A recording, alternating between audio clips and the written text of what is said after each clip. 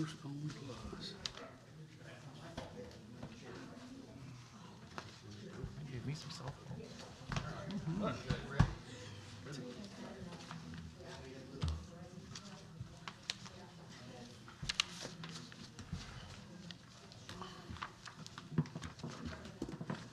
Ready? Go ahead and call this meeting to order. If you'll stand for prayer and pledge. Mr. Choi. Please bow. Oh, Heavenly Father, please give us the wisdom and the strength to get through tonight's business and the business with the city. And please make sure that everyone here is good of heart and ready to do the work for the city. In Jesus' name, amen. Amen. Attention, salute, pledge. I pledge allegiance to the flag of the United States of America and to the republic for which it stands, one nation, under God, indivisible, with liberty and justice for all.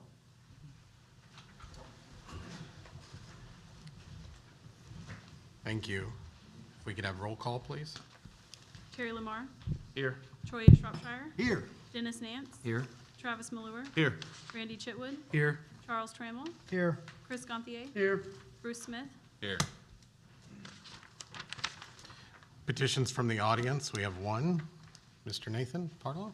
Yes, sir. Come on up. So my issue just pertains to the traffic and the thing on 9th Street. So I've been living in Pryor for about 7 years. I've been a homeowner for 3.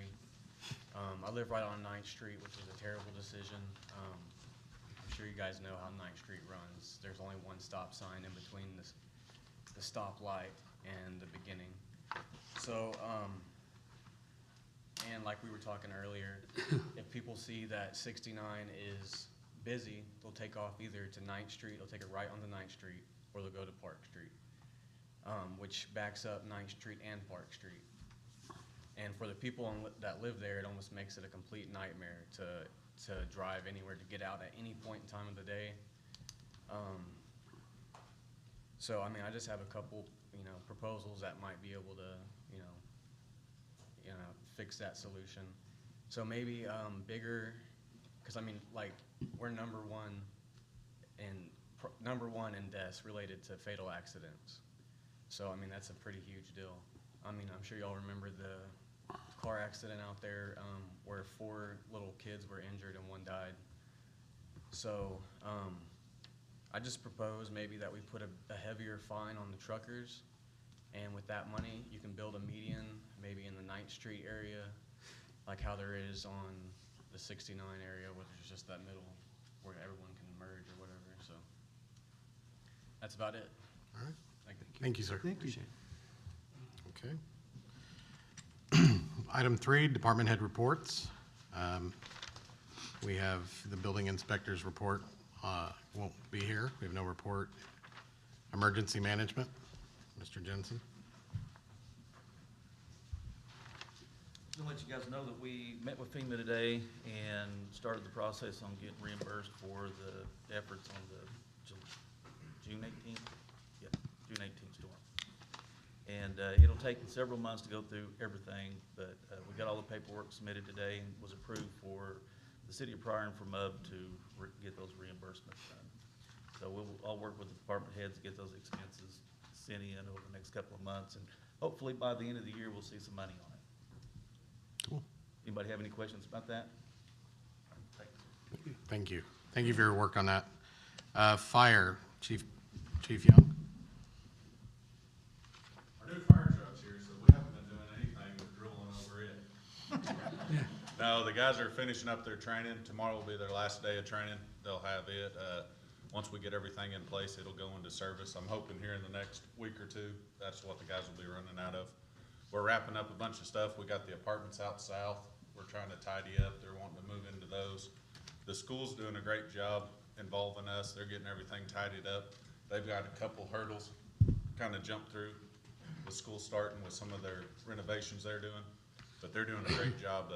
We're very lucky to have the school that we got, and also the people that work there. So that's all I got, other than if y'all know to find some parts for some of the trucks we're chasing, but other than that, we're doing great. Anything else? Thank you. Yes, sir. Mr. Bowman is out of town, but it's like we got Alan. Here on Dennis's behalf. Obviously, with the excessive heat, the golf course has still been very busy, and I see July being another record month.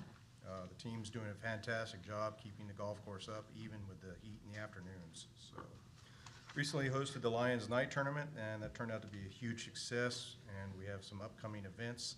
The Tulsa Winelson Company Tournament is on August 13th, and it's for their employees and contractors, and will be approximately 100 people in the field. On the 26th of August, we're also hosting the Freedom Flight Tournament. This event is open to all, and Dennis would like you to help us get teams and sponsors by liking us on Facebook and sharing. We'll also be doing some work on getting bridges replaced due to their age and safety primarily, because some of those bridges are extremely old, and they're gonna wash away pretty soon. So that's all I have. All right, thank you. Anything further? Thank you. Ms. Raritt, Carrie, Library.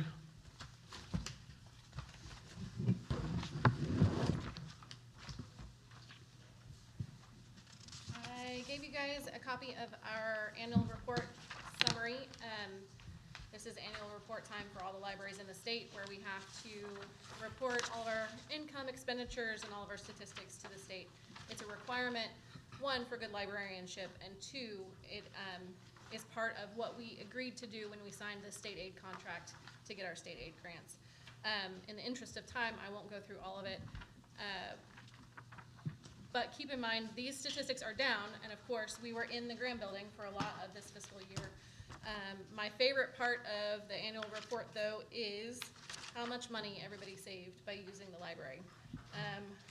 On just checkouts, so that doesn't count internet usage, makerspace usage, asking reference questions, that kind of thing, but just checking things out, so movies, books, ebooks, downloadables, our patrons saved over $700,000. And just based on that, every dollar that was invested in our library gave the city back about $1.40. And again, that doesn't count the other things that we do. That's only the items that people check out. So we're pretty proud of those numbers, especially considering our unique circumstances the last fiscal year. And then the only other thing I have to tell you, if you notice some construction this week, we noticed that there is a puddle on our front porch that stays next to the building even when it's not raining. I let CMS Willowbrook know about it. They studied it, and they're gonna replace that part so that it'll drain. So you'll see some work being done. They should start tomorrow, but it should be done within a week or two. Awesome. Do you guys have any questions for me? Thank you. All right, thanks. All right. Parks and Cemetery. Mr. Frank?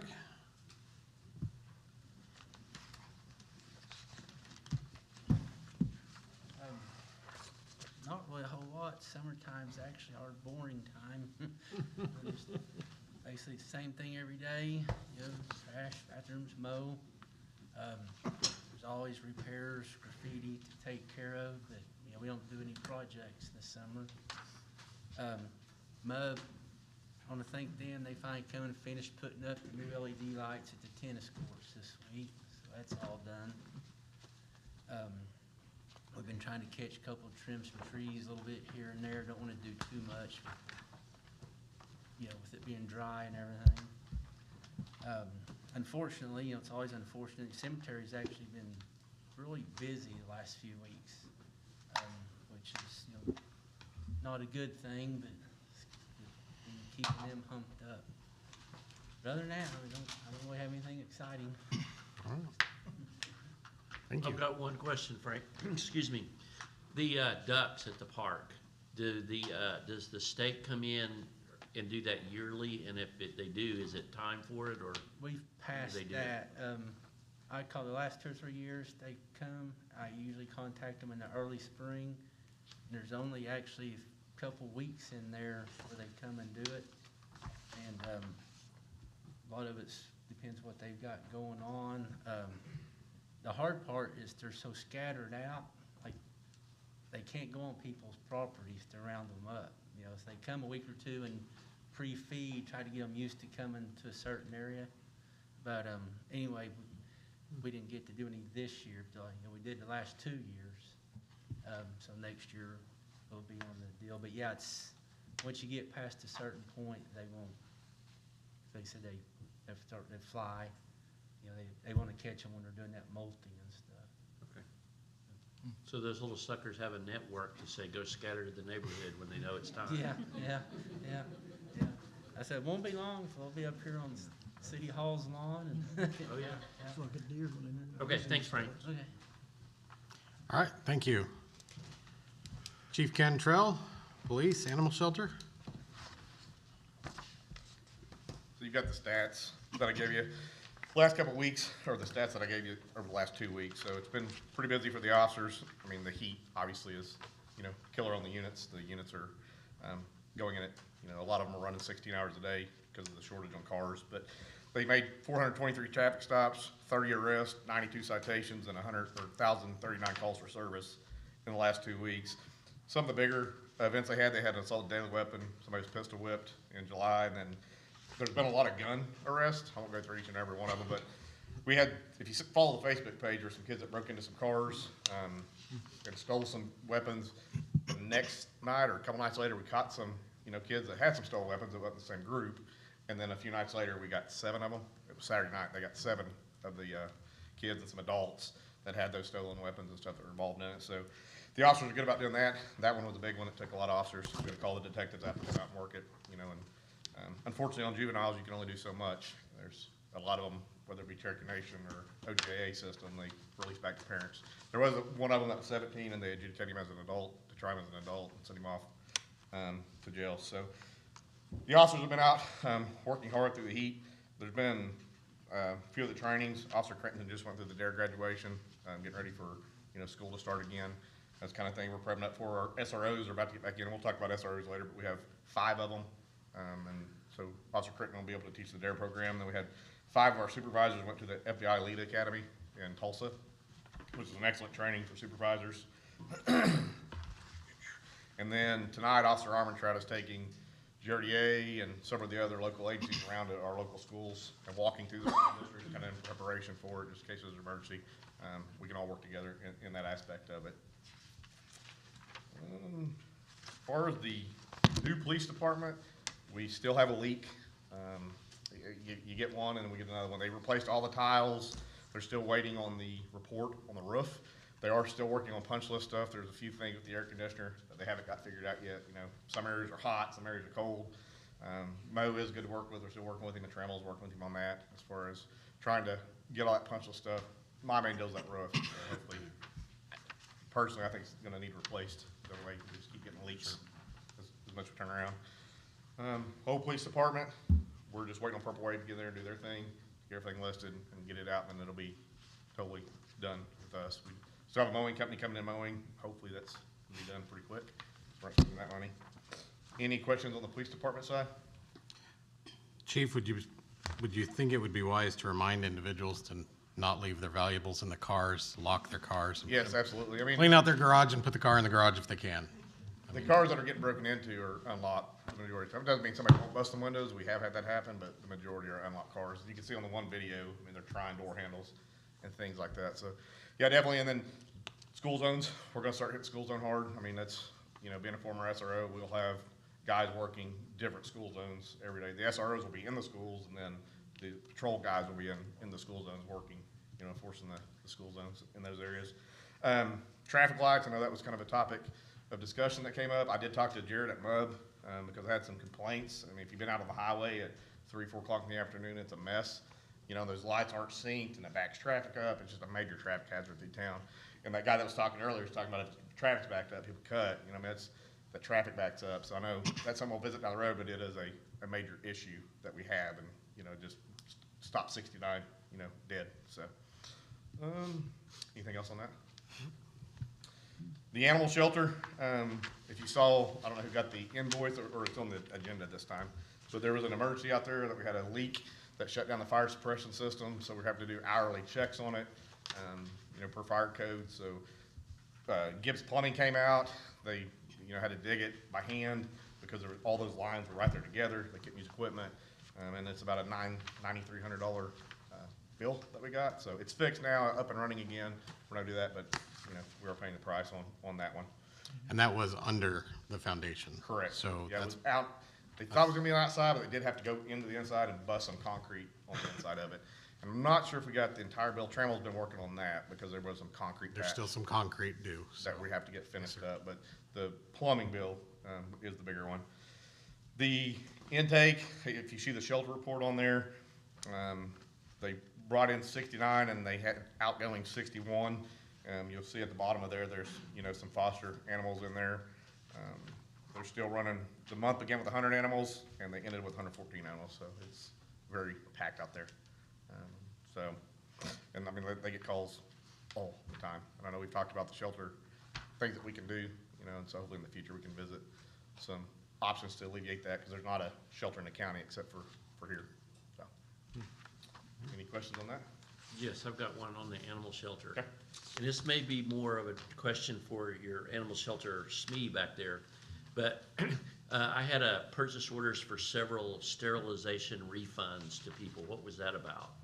Why are we? So when people want to take their animals right then, whenever they adopt them, they don't wanna wait for the sterilization, we charge them for $125 sterilization deposit.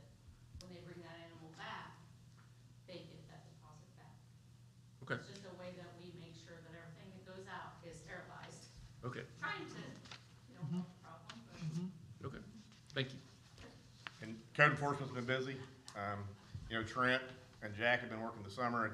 It's ongoing. And what people don't understand, I mean, it's all over town if you see it, and there's a process and it's one after another out there, especially the way the grass grows right now. It's fast. And so, and I posted some stuff on Facebook, which probably didn't help because I told them how to complain. So they call and file the complaints, but Trent does work hard and Trent does help, if things are going on and it's busy through the day and we're shorthanded, he does help shag some calls to help, alleviate some of the pressure on the guys also, so. And it's important to remember, I said that like I was gonna speak to the council, they know this. Important to remember on that, there's a process. So by filing a complaint, doesn't mean that the next morning you're gonna wake up to a mowed lawn. So sometimes those processes require legal postings, and so And he I would add to it patience. There's a lot of them being addressed, but it requires patience. Trent is really good about keeping us in the loop with emails. I'm in the email loop, and is in a 10-day process. He sends all the pictures of everything, so he's keeping me in the loop really well. All right, thank you. Thank you. I need copies of your reports. Mr. Moore, Rec Center.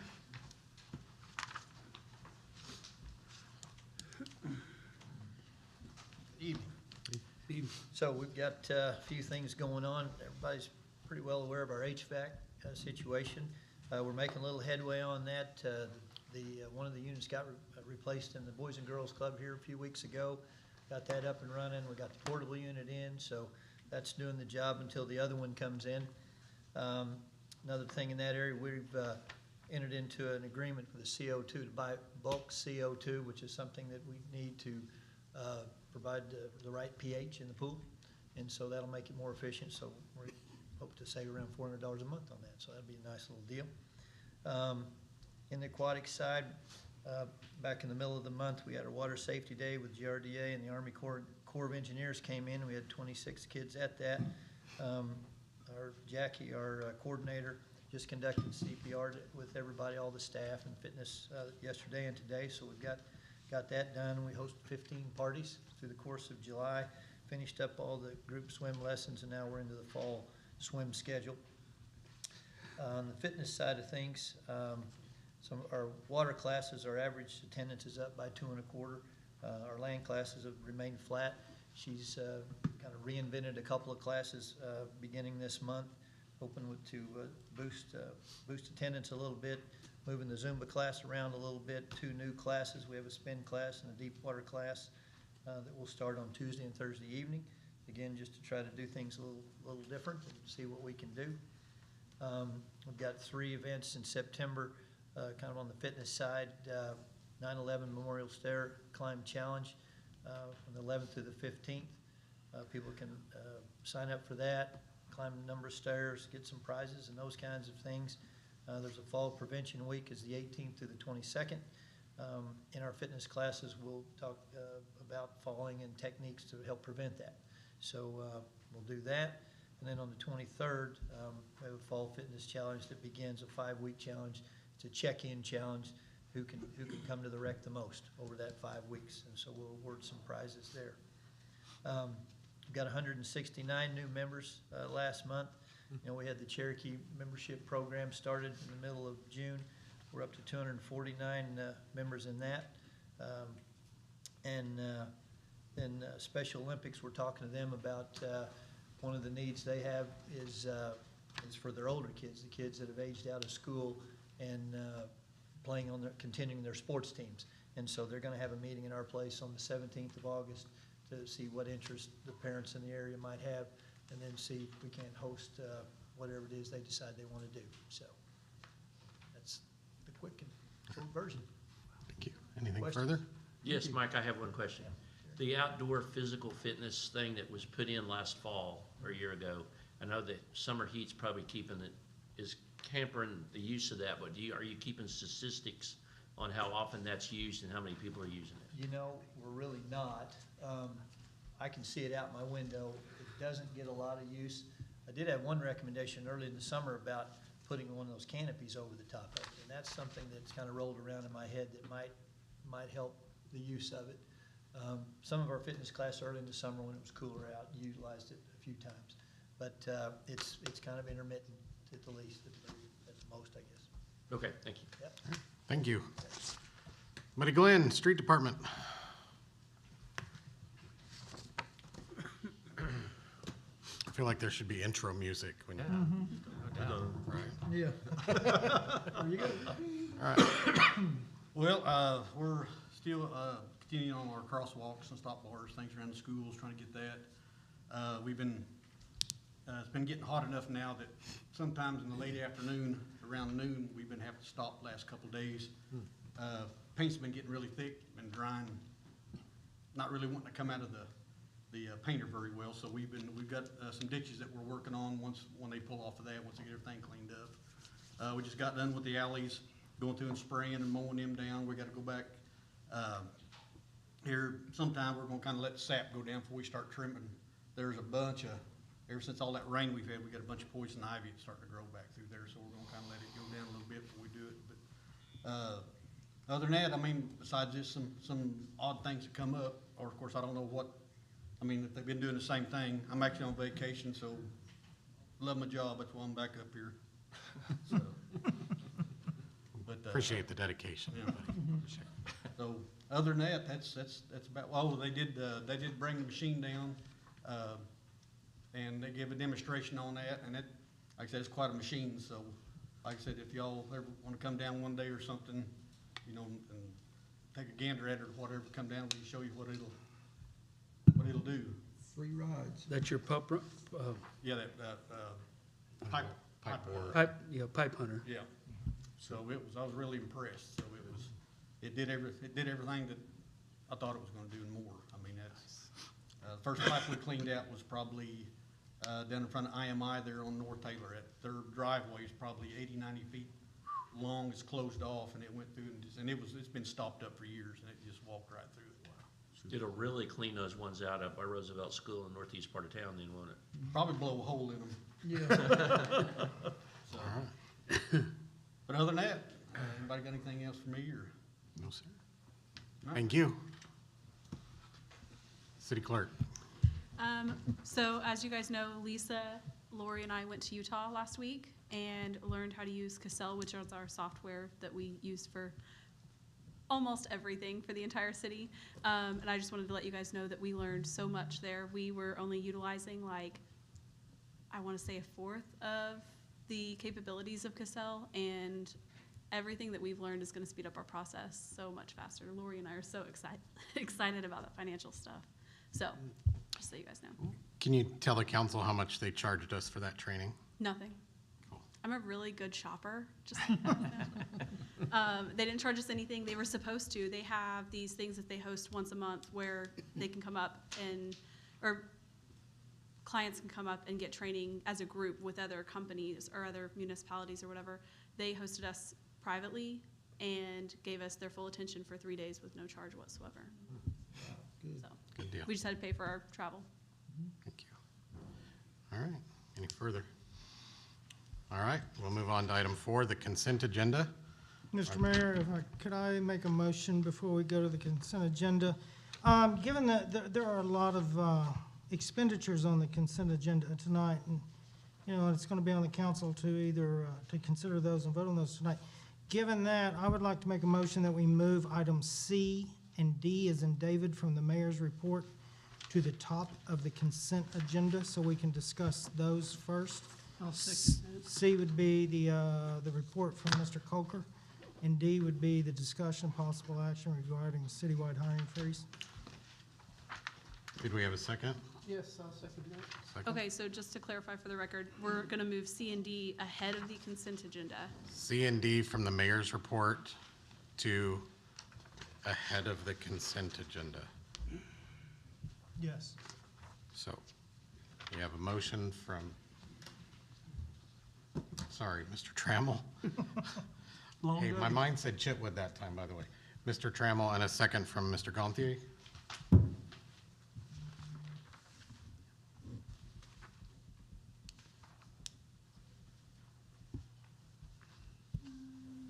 You ready? I guess call for a vote on that one? Do we have We to, need to? do we have to Jen? call for a vote to move? Okay. Lamar, Yes. Shropshire, Yes. Nance, Yes. Malure, Yes. Chitwood, Yes. Trammell, Yes. Gonthier, Yes. Smith. Yes. Okay. Thank you. Thank you. Item C on the consent agenda, or on the mayor's report, I apologize. Discussion from accountant Jeff Colker regarding budget status. Mr. Colker?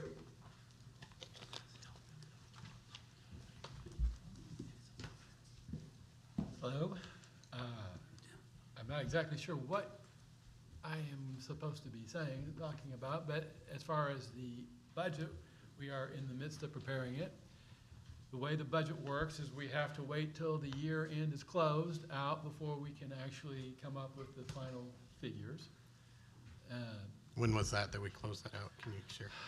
About the third week in July, because we have to get all the invoices and whatnot. So I'm still getting a little bit of updates even as we speak, because we find things and invoices that come in, et cetera, et cetera. But our revenues are pretty well set. It's the expenditures that change a little bit as we see what happens. As far as the amount to budget, revenues were almost identical to last year. They were $20,000 difference in total. So that's fairly consistent. Our expenditures, though, were more than we had last year, to the tune of $100,000 a month. I think if I remember correctly, when I did the mid-year review, we were about $100,000 a month exceeding our revenue, and that trend continued for the year. As a result, the amount available to budget is down by that 1.2 million. Okay? Now, that's initially. We are looking at other options or other things. We have some money in some other funds that could be allocated to the general fund to cover past expenses such as police and fire overtime. If we move that, that will not only increase our fund balance, but will also increase the revenue that we have reported in the general fund, which can help. There is also something that, interestingly, I woke up in the middle of the night on Sunday thinking, hey, there was a way we could allocate sales tax from one fund to the other. It's weird how my brain doesn't ever stop like that. But so I woke up and I think we found something that might allow us to allocate 1/10 of 1 cent back to the general fund, and I think it's from the street.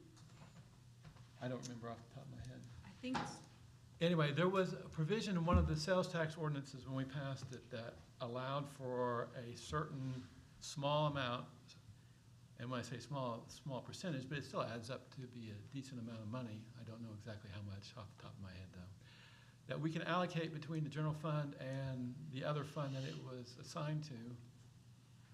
So we're looking into that. I mean, we basically found the ordinance, which ordinance it was today, and we're going to check with the city attorney when we have a city attorney.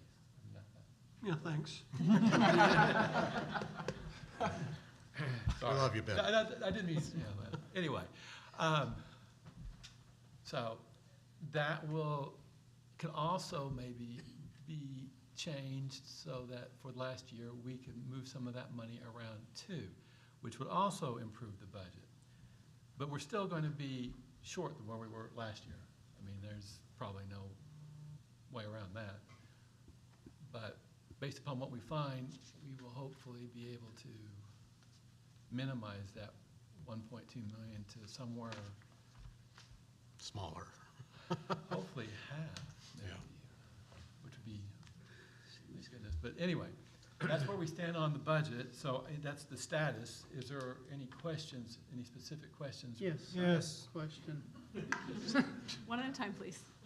How would that change affect the street department? Has that been?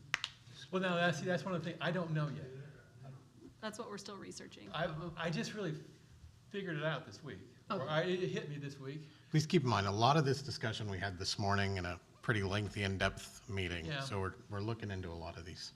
And so, I mean, I don't know how it would affect the street department. But that will be something that will need to be addressed by the board once we have the numbers and they can make a decision. Of course, it's a temporary thing, but it was designed so that we could move this around so that when the general fund had some issues, then it could be pulled back at least temporarily, or at least for a while until things improved, and then we could move it back. Okay? And at this point, that's not our set in stone answer to this. No, it's not, just because I don't options. know. We're looking, we gotta ask the attorney, we gotta see if we can do it for last year, those kind of things. I'm trying though. I think there were possibly some insurance payments and things we could. Oh, yes, we do have some we discussed this at the mid-year review, but I'm not sure anything was done, but there are some insurance payments. When we are billed for the policy, it's a large one policy amount, and but it does identify who owns what, and basically to what department or what fund or what group, like golf course, like the rec center, like that we can allocate out basically to the funds that need to be paying it, because I think they were all paid out of the general fund, out of Department 201. Correct. Just one check. So that will save some, but not a whole lot, but anything is better than nothing. So here's my concern. Whenever I started, and I have been talking to some individuals about this that have been working on the budget. The first number I heard was 1.6 million short. And then, what? I mean, I didn't say that. No, I haven't been talking to you. That's the point. But I have been talking to other individuals who are helping with the budget this year.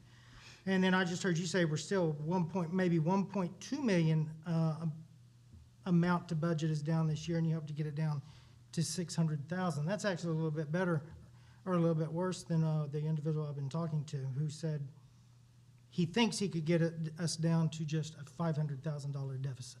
Well, okay. With that said, he also said with a $500,000 deficit, we're in severe trouble. And that we need to consider, and I'm going right on to the next item on the agenda if I could. The only way to get over a $500,000 shortfall, $600,000 shortfall, is through a hiring freeze, at least through the midpoint review, and then cut out overtime and through the midpoint review. And then he even went so far as to say that we should probably issue warn letters now to our employees that are currently on record to let them know of the situation. I don't know if I would go that far, but I will tell you, the only reason I am so adamant that we probably need to discuss tonight a hiring freeze is I want to protect our current employees. Oh, I do not want to do layoffs, and I'm not blaming you for any of this. Well, and I'm not disagreeing that And you if- should not implement. I would say that perhaps a temporary freeze on hiring is something that should be considered, yes. I'm not Thank gonna you. argue with that. I mean, obviously, you need to cut, or you need to stop some of the spending, because you can't afford to spend more than you bring in. I mean, that's just basic. Well, I was going to take that a next step, and I was going to also suggest we put a stop to any discretionary spending going forward. Non-discretionary, we got to spend it, I get that. Yeah. Discretionary spending, I would suggest the city stand down on that type of spending The only- until we get our hands around this. And I would like to request at least the members of the budget committee get a copy, if at all possible, of the draft budget as it sits now, so we can start getting our head around it. I mean, I'm an accountant by trade and auditor my career. I can't get my head around this without seeing numbers. I think most of us are like that. All right, I haven't, I mean, that's fine, I'm not the one that hands out that. That's why I ask it to be moved up. That's why I was one of the co-signers on getting the hiring freeze on the agenda, is I think it is very, very important for this council to take hard steps tonight to protect our current employees who are on the payroll right now. Now, Last thing I think any of us want to do is start laying off employees. No, of course not. We're trying to do everything we can to avoid that situation. Right. But another thing to point out, though, is it's really only the general fund that is having the issue. Your other funds seem to be okay. You're helping me out. Because I was also going to suggest, can we start pulling funds from those, or money from those other funds? Well, we were talking. Such as, I know there's, I believe, a $250,000 surplus in the Gulf right now. I don't Can we know. pull that? I don't know. I'm not sure. That's an attorney question, because, I think when we've talked about that in the past, we can't take from an enterprise fund and put it back into the general fund. But we were giving to the Gulf Fund for, That's the crazy thing about that, is that in the municipal budgeting process, you can go from the general, you have to remember, the general fund is like a mother account. It's the head account, right? Correct me yeah, if I'm wrong. the general fund is the So one, that's why they. It can go protected it. out, but the general fund can't take it back from those enterprises once it's, The golf course could give you the money, but I don't think you could take the money. yeah, we See, can't that's- take it. so they could give us the money? We are not allowed to accept that. What? We're not allowed to. I don't know. We can't take it. See, it's like MUV gives you money, because that's part of the Charter. arrangement. Yeah, part of the agreement. Yeah, so, it depends upon the structure of how these enterprise funds were developed or arranged. So, that's another question that we want to look up in the charter or with the attorney to determine what can and cannot be done. But I'm gonna go, I don't know if that's gonna be a possibility. It's also like the rec center is another enterprise fund, but see, all that money, most of their money comes from sales tax that's allocated. So basically, once the sales tax is allocated, and it's set in the ordinance, statute, whatever, it's sort of set, so you can't really take it back because the sales tax was voted by the people to stay there. That's why when we voted on this, I think it was 2018 ordinance, it was sort of unique in that it gave the council a little bit of flexibility over a portion of that sales tax, where it could move it around by vote of the council as opposed to having to ask for a reallocation by the vote of the people. Don't see that very often. I don't know who came up with that idea. Mr. but it was- Coker, I'd like to ask a question. Yeah. With all this discussion, for our benefit and for the employees' benefit, would it be safer to have a hiring freeze right now until you get everything put together to see where we're at? You know, it's hard to say. I mean, honestly, I don't think you should be hiring a lot of people. I also think that you just need to make sure that as long as you have, if there's, I don't know if there's any rules about minimum staffing that you have to watch out for like police and fire. That I'm not sure, but I don't, if not necessary, I wouldn't hire anybody at this moment, maybe. Is there a possibility in the near future, 2 weeks, that we'd have some information on our money? Oh, yeah, we have to have the budget turned in basically toward the end of the month. Okay, so we're working on it diligently. That's one of the interesting things about when we're on the old budget, we have to have the books closed.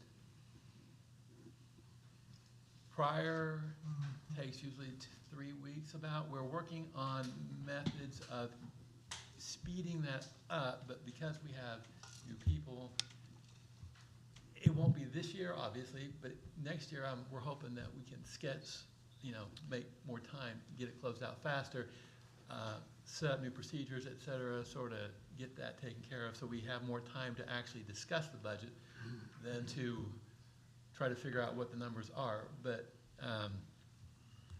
But we're working on, I mean, we're close now, I think. So keep in mind, a lot of the training that you're seeing happening with Cassell is to kind of help streamline some of these very out-of-date methods we've been using. A lot of what we're doing now is trying to assess, you know, I've shared with many of you the analogy of the dirt pile, right? So we have this pile of dirt over here and we need to move it across the street. But we had so many areas where somebody dug a hole, and as we slide that across, that dirt pile gets smaller at the end.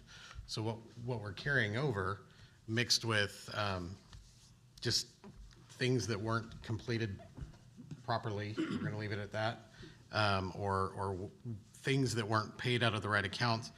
We want to clean this up. I want everybody to understand. We've brought in, and when I say we, I specifically, and they're all standing out there in the hallway. They'll give you a head nod if I'm you know, leading away. But I brought them all in recently, one at a time. We visited for about 45 minutes on what they could trim, where they could not spend, to emphasize specifically for their department where those savings have to be.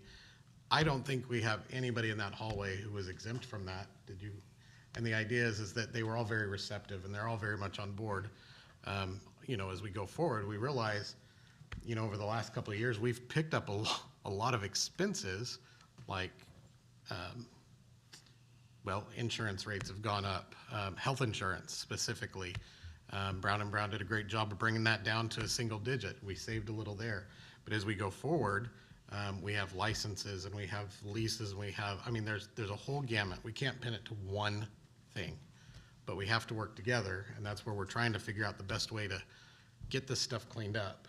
And so as we're doing that, you know, again, I know that there's an urgency with the council and with the community to get that number. This is what I would call an extenuating circumstance. It's not the normal for Pryor to be in the position we're in.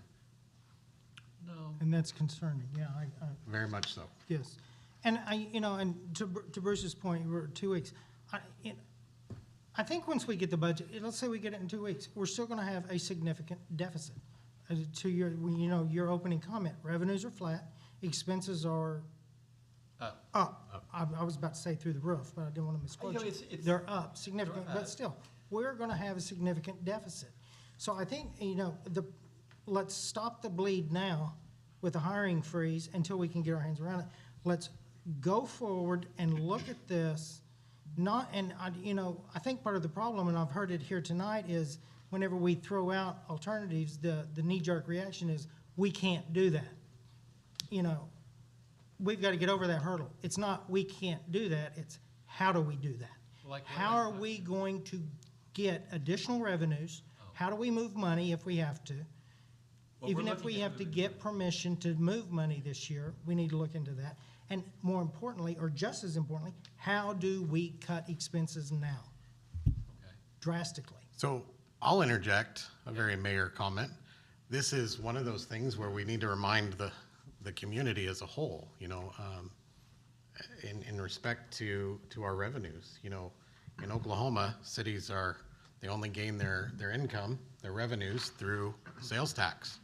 So we want the sales tax from the sales that are made. So in a very mayoral plea, please shop local. Please shop in Pryor, have dinner in Pryor. You know, we can comically say we need cash registers making a little ding ding noise, but we really do. We need to encourage people to, we need to respectfully encourage people to shop local, visit our stores. I mean, you know, let's not forget, we even make money from Walmart, so shop at our Walmart versus another Walmart. But, you know, understand that we're not here to judge our neighbor. We're not here to say, well, you went to dinner in Tulsa, so you're an awful person. We just need to, in the back of our mind, remember that our money comes from us. And so if we spend it here, we make more. So, and, you know, I'm not here tonight to be an alarmist, but I am here tonight to be an alarmist. It's my understanding that as we sit here this evening, Pryor is in trouble whenever it comes to the budget, whenever it comes to money. Serious trouble. So what did you base the income estimate? Well, this basically, it's not an estimate, it's the actual amount from the previous year. Previous year, but I'm talking about for this next year. We don't, under the old budget, you are allowed to budget 90% of your prior year revenue. Okay, So the upcoming year doesn't really doesn't matter. See, with the new budget, you're allowed to actually budget 110% of your previous year's revenue based upon your estimate. But can you imagine what would happen if we had done that and spent that much? See, so the old budget method requires us to be more conservative. Okay. So that's why it also adds a little cushion in there because, for example, if you can only budget 7.2 million and your revenue's 8 million, you've got that 800,000 that might be the help out, you know, that just in case. But you're right. I mean, the general fund is in trouble. I will say that. I mean, if you look at the golf course, they're not in trouble. The rec center isn't in trouble. The street department is doing fine. It's the general fund. It's the only fund that really has the issue. All the other funds are paying. It's paying. It's working out. So I don't want to be too alarmist because it's not like everything is falling apart. All the other funds are okay. But if those other funds are 150% solvent and the general fund is not, Pryor will fail. Oh. Because you just said we can't grab those other funds. Now, I said not on all the other funds. Now, some of the funds, like we're looking at the ARPA money, we're looking at some. Can we use ARPA money to pay salaries? Yes. So, to, Specific salaries. for So like public for safety, law public enforcement, safety, yes, fire? correctly. There are dedicated websites that give you the yays and nays of what you can and can't spend. It's very specific. Okay. Yeah. So, I mean, that's why we're checking into that. Also moving that sales tax. I don't know how much the 0.1% is. Like I said, I just thought of it over the weekend and we found the ordinance this morning, so I haven't done any calculation yet. But that will help too. So, you know, but I'm not gonna argue against, I mean, obviously cutting expenses certainly is something you need to do. Hiring freeze, for now, I don't see that to be a big problem. I mean, if that's what, Pryor's done that before in situations, so.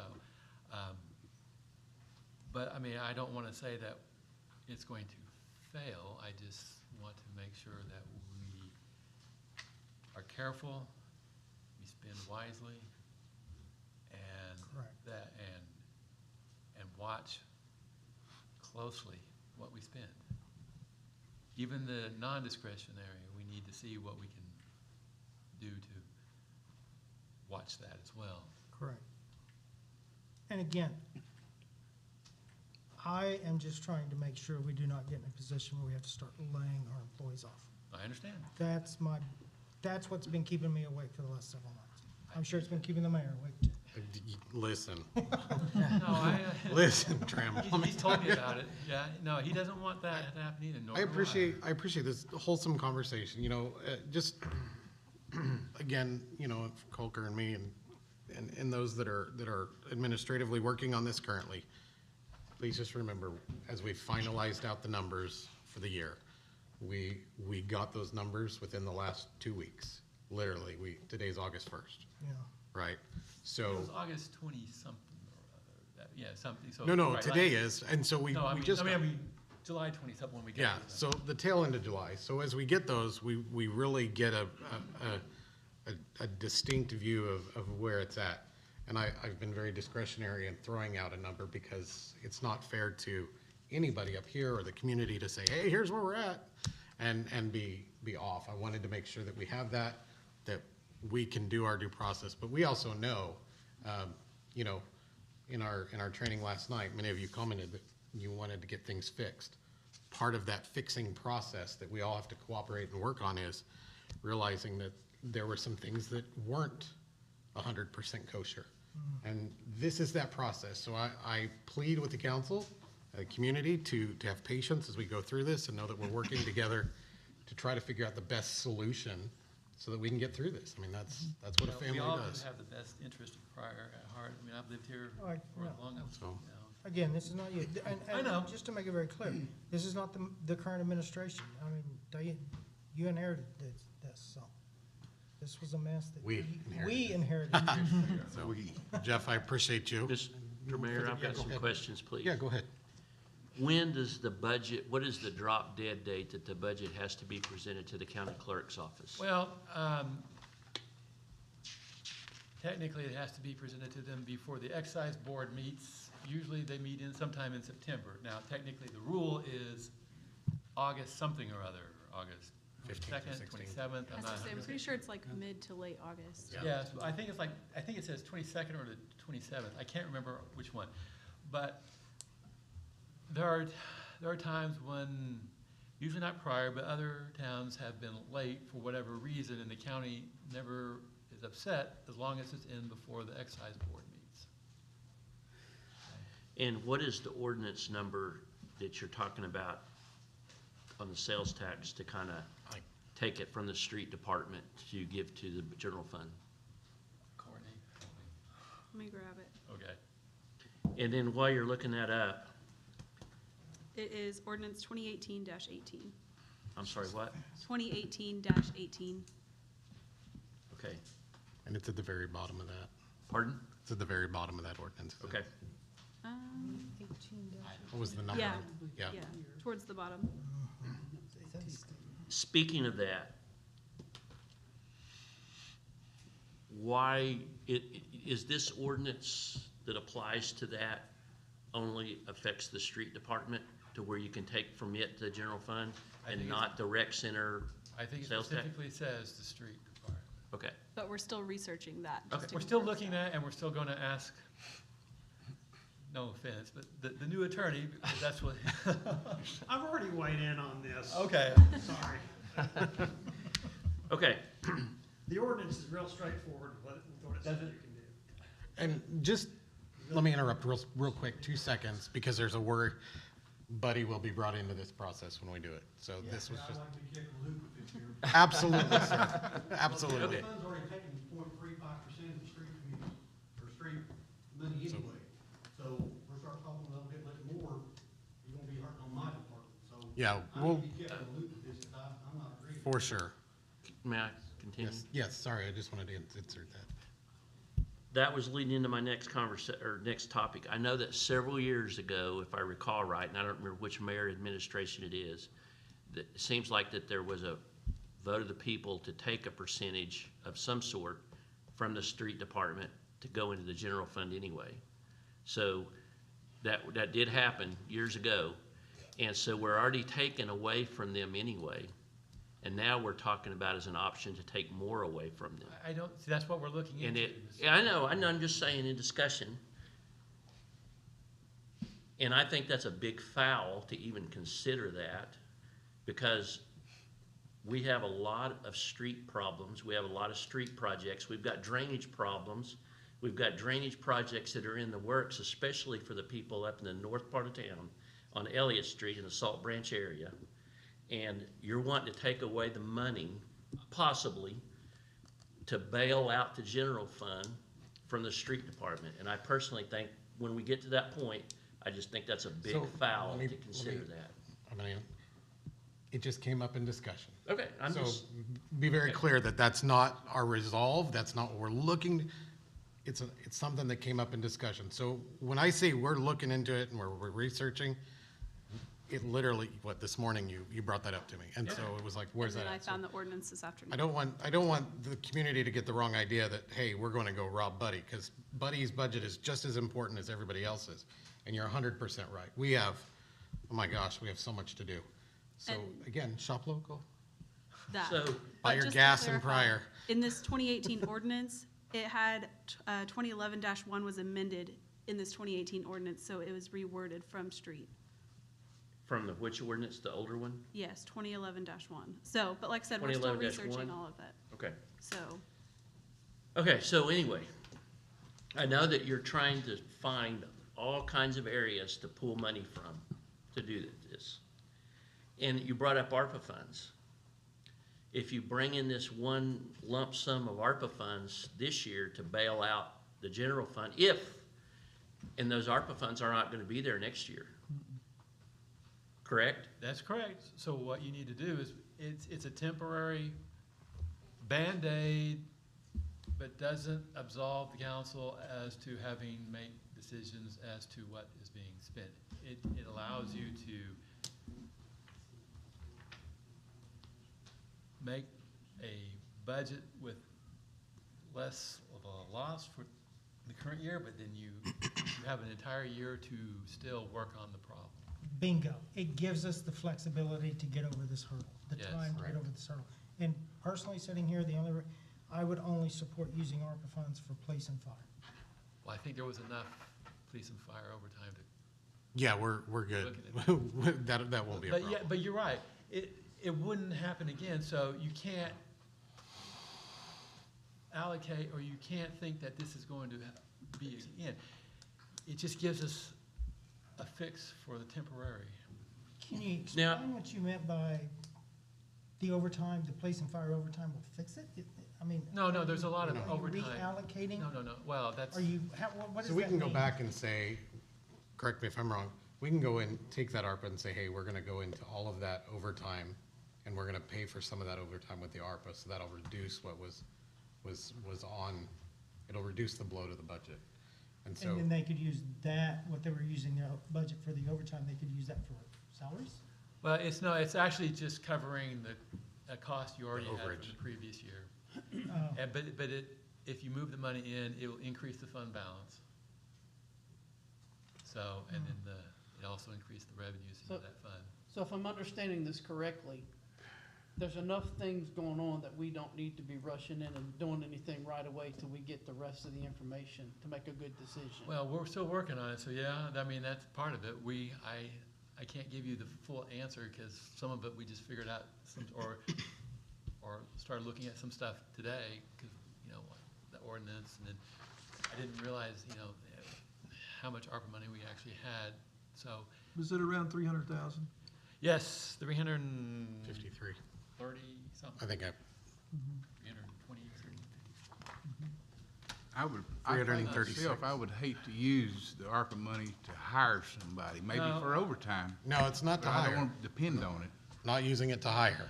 No, we wouldn't, I mean, basically, if we moved it in, it would just be covering the So- expenses that we already Because had. if we don't, Let's we're do not this. able to hire police officers, we're gonna have overtime. And maybe with ARPA, So, we'll cover that. yeah, it's a trickle effect. So as my analogy of the dirt, the ARPA is gonna work as like an additional soil to fill in some of those areas. It's not gonna give us a bigger pile at the end of the road, but it will help fill some of those voids that we created.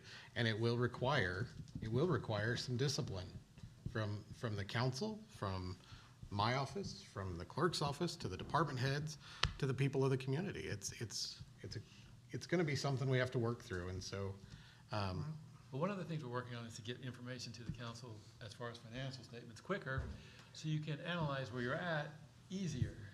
Because, part of the problem in the past is we weren't getting information timely, exactly. right.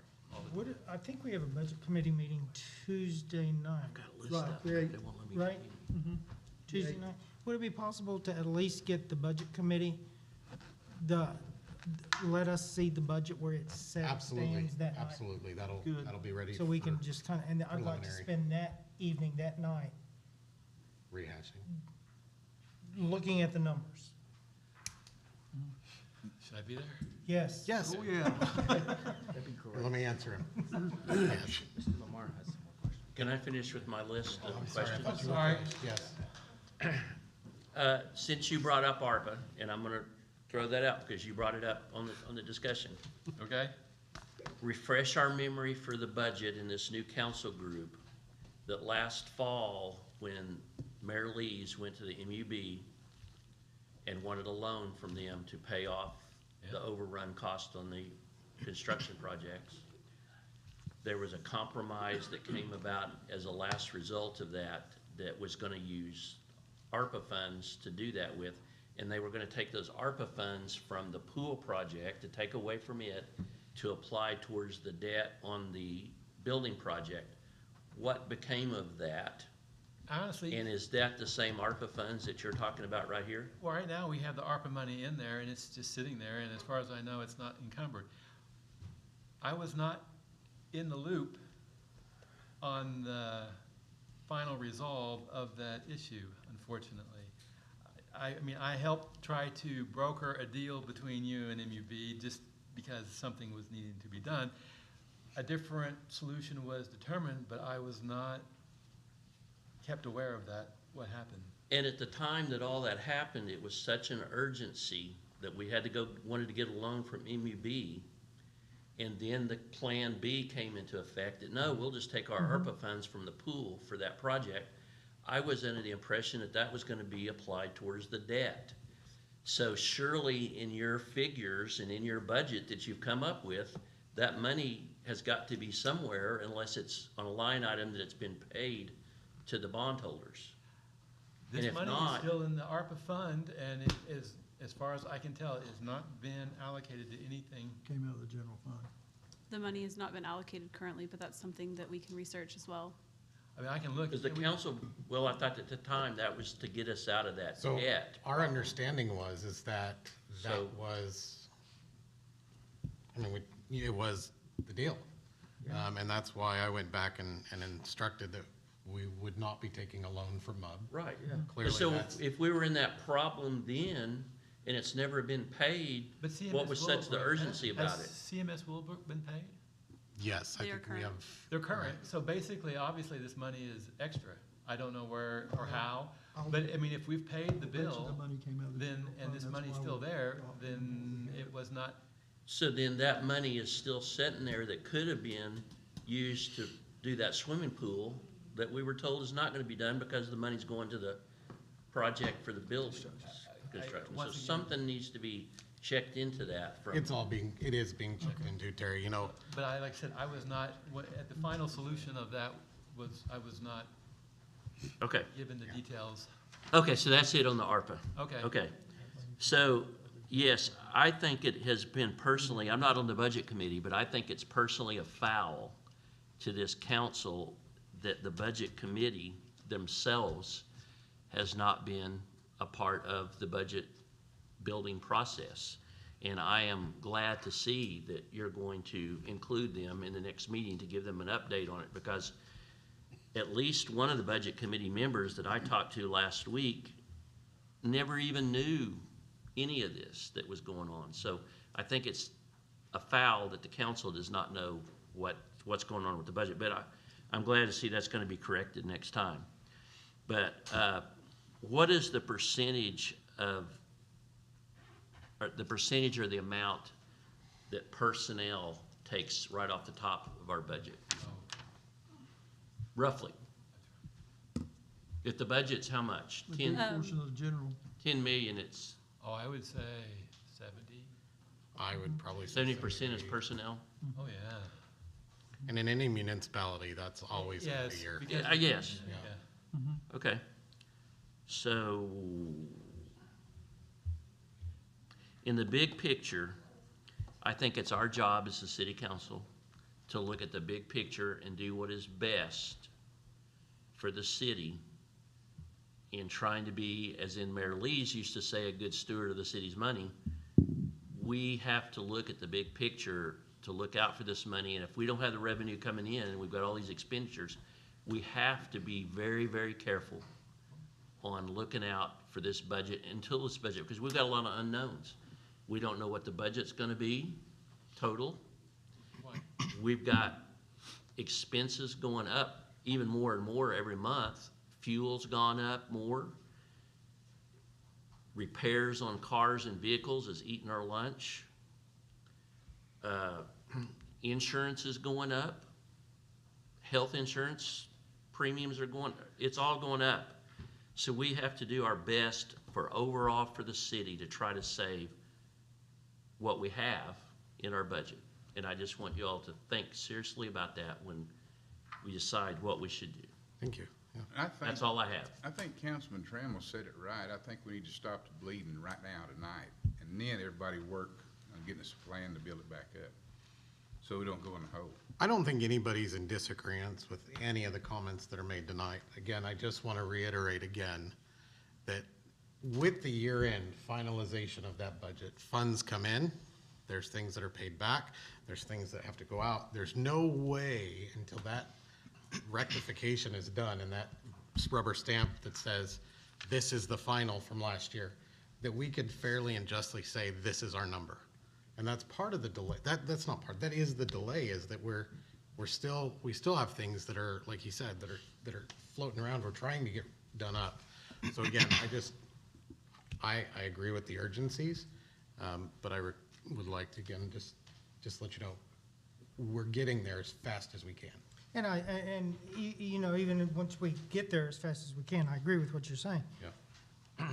We're still gonna need some time to absorb and think about where we're at once we know those final numbers. That's why I proposed the hiring freeze through the midpoint review.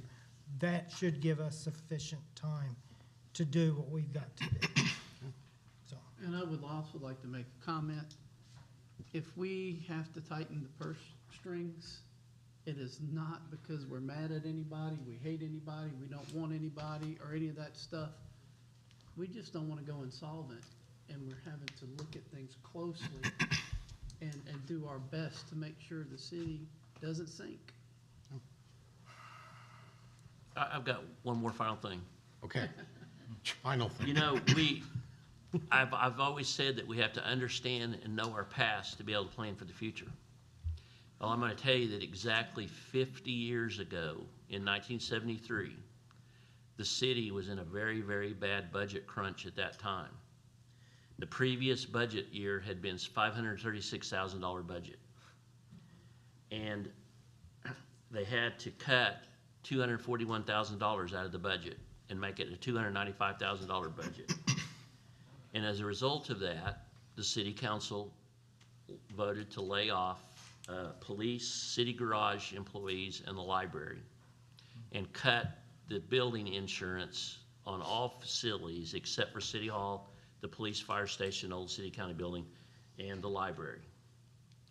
And this resulted in a very, very bad blood battle between the city council and, at that time, the police chief. And the mayor, we didn't have collective bargaining then of who got laid off first and new hires and et cetera like that. And it turned out to be a big battle between the mayor and the chief of police on who got laid off. The mayor said that I want you to lay off your new hires. The police chief said, I'll pick who I lay off. And they picked the older, aged employees, and the police chief laid them off first. Got to be a very, very bitter battle in the courts. And in the end, the courts ruled with the chief of police on the deal. But it turned out to be a very bad budget year for that year, and that's exactly 50 years ago. And we're kind of facing the same thing today, deja vu. And so we just kind of need to know and understand our past of what's going on and why where we're at today, too. That's all I have. Any further discussion? Thank you. All right. Thank you, Jeff. All right. Item D, discussion and possible action requiring a citywide hiring freeze until such time as the city council determines city finances are stable enough to responsibly consider hiring new employees as submitted by Smith, Trammell, Gantier. So move. Second. I have a motion from Gantier and a second from Smith. Do we have discussion? Yes, I have a question. Okay. Does this just affect the general fund budget people, or does it affect the street department, the rec center, and the golf, everybody, or the other departments that have their own sales tax? In my idea, it's just the general fund, that's where our problem's at. The rest of them don't seem to have a problem. It's just the general fund that I'm looking at, I don't know. And this would be W-2 Well, employee. problem is, as you submitted it, discussion of possible Citywide, action it's- requiring, thank you, citywide hiring freeze. So So I would recommend citywide until we get our hands around every single thing, and then we can start opening it back up. there are certain provisions that probably need to be considered. I'm sorry. I think that may be what I'm getting ready to mention. Okay, well, let me finish my sentence. Okay, go ahead. You know, we have our library, and I'm sure Carrie would gladly explain that. I see it down there, thanks. If we need to, she can explain. But there are provisions for her employment levels that directly correlate to state funding that significantly fund the library. We have agreements with the school for SRO positions that are contractual. The idea is we need to make sure that those positions are taken care of. We greatly respect our relationship with Pryor Public Schools, and we want to uphold our end of what we've entered into with them. And we need to probably look at discussing with our attorney at the time that what those provisions specifically need to be before we just jump in and say, it's everything. Because we might find ourselves in some liability situations. And we don't want to further the problem by hastily making that decision. So that said, I would probably recommend that we do that, given specific provisions to come. Well, it's on there that if the city council determines city finances are stable enough, it can be revisited the way it's written at any time if we need to address something. But what does that mean? What is stable enough? That's kind of out there. We determine that if, once we get the budget, we see everything, and we can make that decision tomorrow or 2 years from now. But realistically, it's probably gonna be September, not tomorrow. More likely it's So- gonna be, I think, again, let me reiterate. One, that process will go through the budget committee once it's reviewed by myself and accountant and such. Then it goes to the budget committee for review and approval to send to the council. And at that point, it would be determined based on the judgment of the budget committee what the council should do. But I do want to strongly encourage that we recognize that there might be some, that there are some provisions that need to be taken. And we need to consider that. Well, I think we all recognize that anything we do with tonight has to go through the attorney and through HR. Mr. Mayor, Yes, sir. since you brought it up, can we have the librarian explain to us what that policy and rule and law is, and where is it in Yes, writing? she can come in and do that. She's very good at explaining that.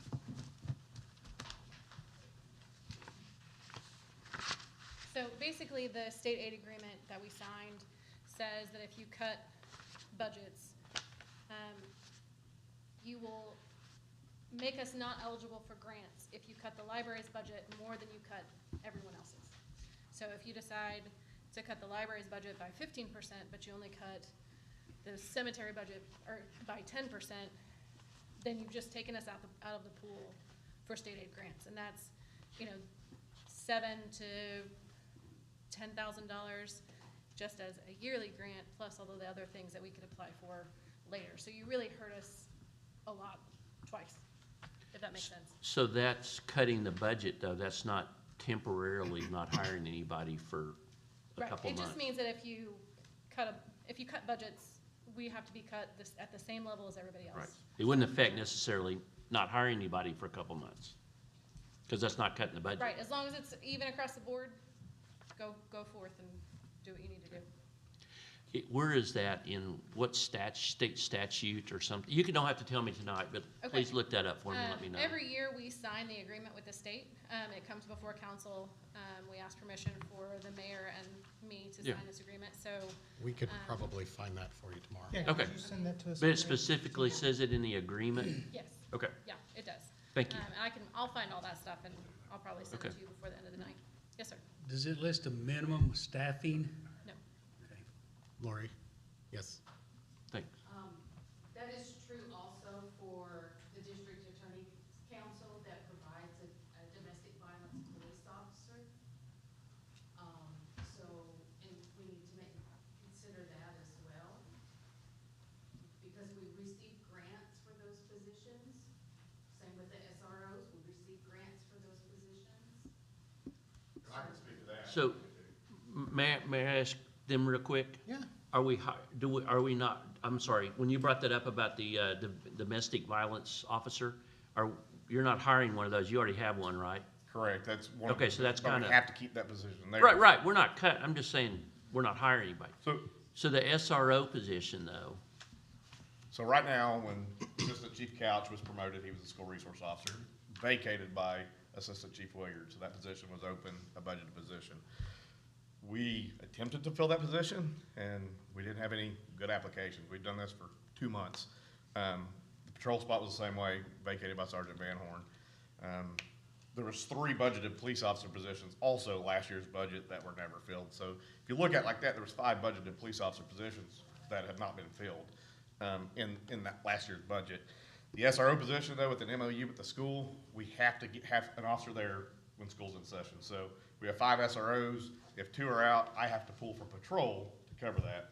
So right now with that vacancy, what that does, I'm pulling Officer Flood from patrol. She's on day shift, so that's on my day shift down to 4 officers, and we have another one about to leave. So day shift will be down to 3 total, and that's without days off or anything. So it's gonna be a nightmare. But I have to pull Officer Flood to the school. Say we hire one tonight that's on the agenda, it's a 14-week turnaround. So you're 3 months before that new officer hits the school because of the training program that we have. They have to give their department 2 weeks' notice. My fear, and I've got 2 that are leaving. One's going to OBN and one's going to the ABLE Commission or GRDA. They'll be gone within a month, I foresee. If that happens, we're going to be in critical staffing levels, and it's going to be a liability on the city in a whole.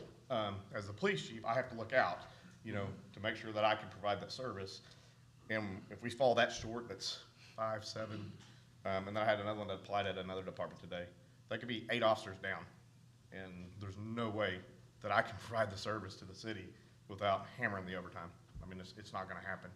I know it's a situation that's bad for all of us. I didn't do it. Right. You guys didn't do it. It's a situation that we're in, but that's why I sent that email. I want to be transparent up front that as the police chief, I'm looking at this and I see a problem coming up. If we don't hire these 2 and we lose 2 more, I'm in trouble in our department. How many SRO officers did we say that we would provide? 4? 5. So they provide 67% of 4 salaries, but the MOU and agreement says we'll provide 5. So The we will have, contract we were given, Jeremy, says 4.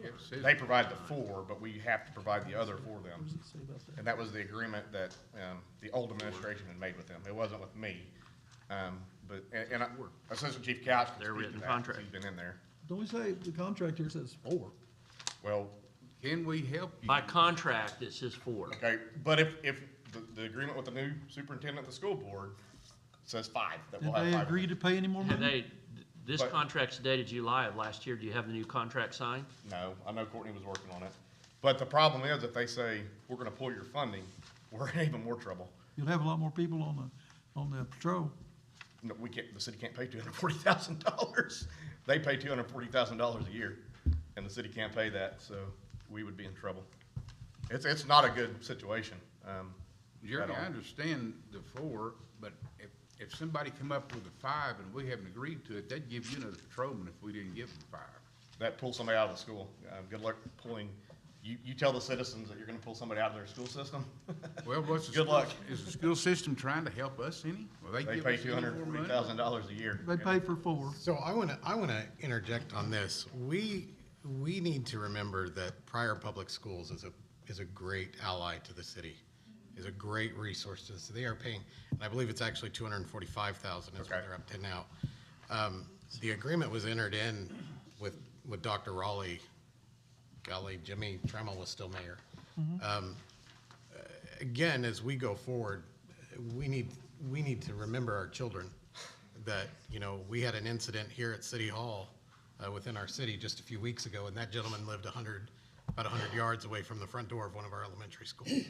And we had another incident where So- somebody made threats to two of us. So, I mean, it's a true. So again, we need to be mindful that the agreement with the school is that we would provide an SRO for every building. One of the other challenges, and I'm just throwing facts right now. I beg your pardon, Mayor, because the contract does not say every building, it says 4. It says So- 4. So the new. Excuse have me, you- let me have you done a finish. new You're contract? correct, but let me I finish, am. please. The idea is that we also have situations coming up this year with the school where not all of the kids are gonna be in those buildings. I don't know if people you're aware that one of our campuses is relocating the entire 5th grade to a third-party building. That's for the school to disclose. But the idea is that they have to do some construction, and it requires the kids being out of that building. And so as we go forward, we need to make sure that we can cover our kids. So, So do we need 6 then? no. Need 7. How many? Mayor, we got way off track, and I'd like to get us back on track. Well, I don't think we're off track. I think we need to listen to one another. I think the idea is that, you know, as we go forward, again, my comment is that we need to be mindful of provisions, whether those are staffing, budget, things like that. So we need to make sure that we have that legally worded in the best interest of the city. Well, this thing was only to stop right now everybody until we get a look and see where we're at. I have a Everybody's question. trying. Jeremy and I had quite a talk today. Lucky we didn't have a shootout, but we had quite a talk. And I'm trying to help, and he's trying to work it. Mr. Nance? How many budgeted positions are not filled right now? 5. 5 budgeted positions from last year's budget are down on the police force. So we're saying he cannot fill those budgeted, if we have a hiring freeze, he And I'm trying cannot, to get two. he We don't cannot have the fill money to those do it budgeted anyway. commissions. Is that what we're That's the saying? problem. I'm just asking. Yeah. And we're about to Way I lose. see it. We're about to That's lose not 6 really a people. hiring freeze, that's really kind of making a cut. And it's killing my department. It's going, if I lose those 2 more, we're in trouble. I mean, these are budgeted, they're budgeted there, and we're saying you can't fill those budgeted, that's what we're saying? 5 are We don't budgeted. I have the want money. to. That's- That's a yes or no, is that I'm what we're all saying? for him. I'll help him any way I can. It's just a yes or no, is that what we're saying? I'm the most pro-police councilman you Okay. got up here, but if we don't have the money, we can't do it. I believe a temporary freeze until we see where we are, and as we see where we are, we can. It's a 14-week turnaround to get somebody in there. I will lose 2 more in there. That puts me 7 officers down from a budgeted position. 7. I will not be able to provide that. As elected official, I have to look out for the citizens, the safety of the citizens and the safety of my officers. And I cannot do that many officers down. I'm not asking for the world. I'm asking for 2 positions that are budgeted. 2 things. Number 1, I was just pointing out that provisionally, as you said, the contract says 4. I know that year to year, there's a lot of updates that have to be done in housekeeping items, so it probably needs to be new contract for the new year with 5, just to make it kosher. The other thing is, since school is starting and we do not have to adequately man the school resource officers and provide that protection in those schools, would you all, on your hiring freeze, though, be worthy or talk about maybe amending that to allow for him to hire his SRO? Maybe not the others, but at least the SRO. I think that's reasonable if we can make it swing it. And of course, that's SRO in there. I don't later know on the anybody agenda to hire that, but it ties in with this. So would you all be agreeable to amending that motion to give an exception to at least the SRO? And I think you need to take extreme And would consideration. you be agreeable to that? Correct, but if I lose 2 more officers, you gotta take extreme consideration into the staffing levels that we're gonna be running into. And it's a 14-week turnaround to get somebody on the street. So if we lose those two, and we gotta wait 2 weeks to get them here, it's gonna be another 16 weeks before I get somebody on the street. So we're gonna be down that many people, and it's gonna hit the overtime. I mean, I don't have any choice, as I have to provide a service to the community. And, you know, I can't put the liability on myself if I don't have enough officers out there. We might have an answer on it. Overtime we was talking about a while ago about the ARPA money. Correct, but That might cover you right there. That's That would previous cover overtime. last That's last year's budget. That's last year's. So I'm just trying to look out for the best of the department that I see. In that department every day, I see the staffing levels, I see what goes on, I see how the call volume's coming in, the highways, the town, it's busy. These officers are, I mean, 2 weeks, they ran 1,039 calls. They are running those calls, and they need the help out there. It's not easy, it's 24/7, they're getting hammered. And then you gotta figure in vacations, holidays, sick time, workman's comp. I mean, there's so many factors that I have to look at that department as a whole and say, what if, I mean, so there's a lot of what ifs. Jeremy, right now, though, they're not gone. They're still here. 5 are down. There's the 3 that. Well, I'm talking about that you're or projected to. No, those 2 are still here right now, yes. But I think one will be gone. I think Friday he'll get the offer. So he'll be turning his. But we're talking about another month But we're talking before we 3 get the months to budget. get somebody out. You know, because that's- of training. Yeah, because per policy, we have a 12-week FTO, so the person, if we hire one, has to give their department 2 weeks. So it's 14 weeks because there's a 12-week FTO program that we have to put on. But you would still have an officer on the street. They would just be tuned up to a car, right? With your FTO? Correct, before they're out on their own though, so you're technically you're down that officer that you would have out on the street. You know, we got Rocklahoma, born and raised, Dam Jam, there's so many events that you look at. So right now, though, for a compromise to a not, would you be agreeable to at least at SRO at the bare minimum, right now, tonight? Me personally, I think we better seriously consider that other officer spot, or if we fall below that staffing level, it's gonna come, I don't want a liability to come back on the city. I'm looking out for the whole of the city, and if I lose those 2, found out another one applied, you know, it's gonna throw me critical without a patrolman.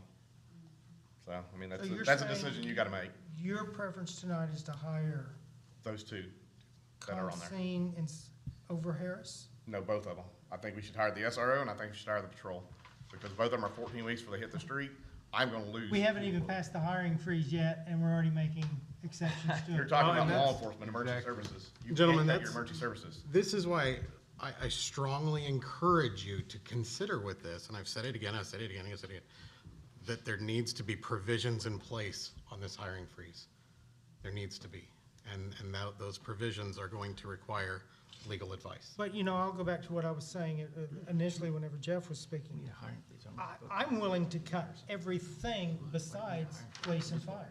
And if we have to gut the others, no offense to y'all, to keep the public safety where it needs to be, let's do it at this point.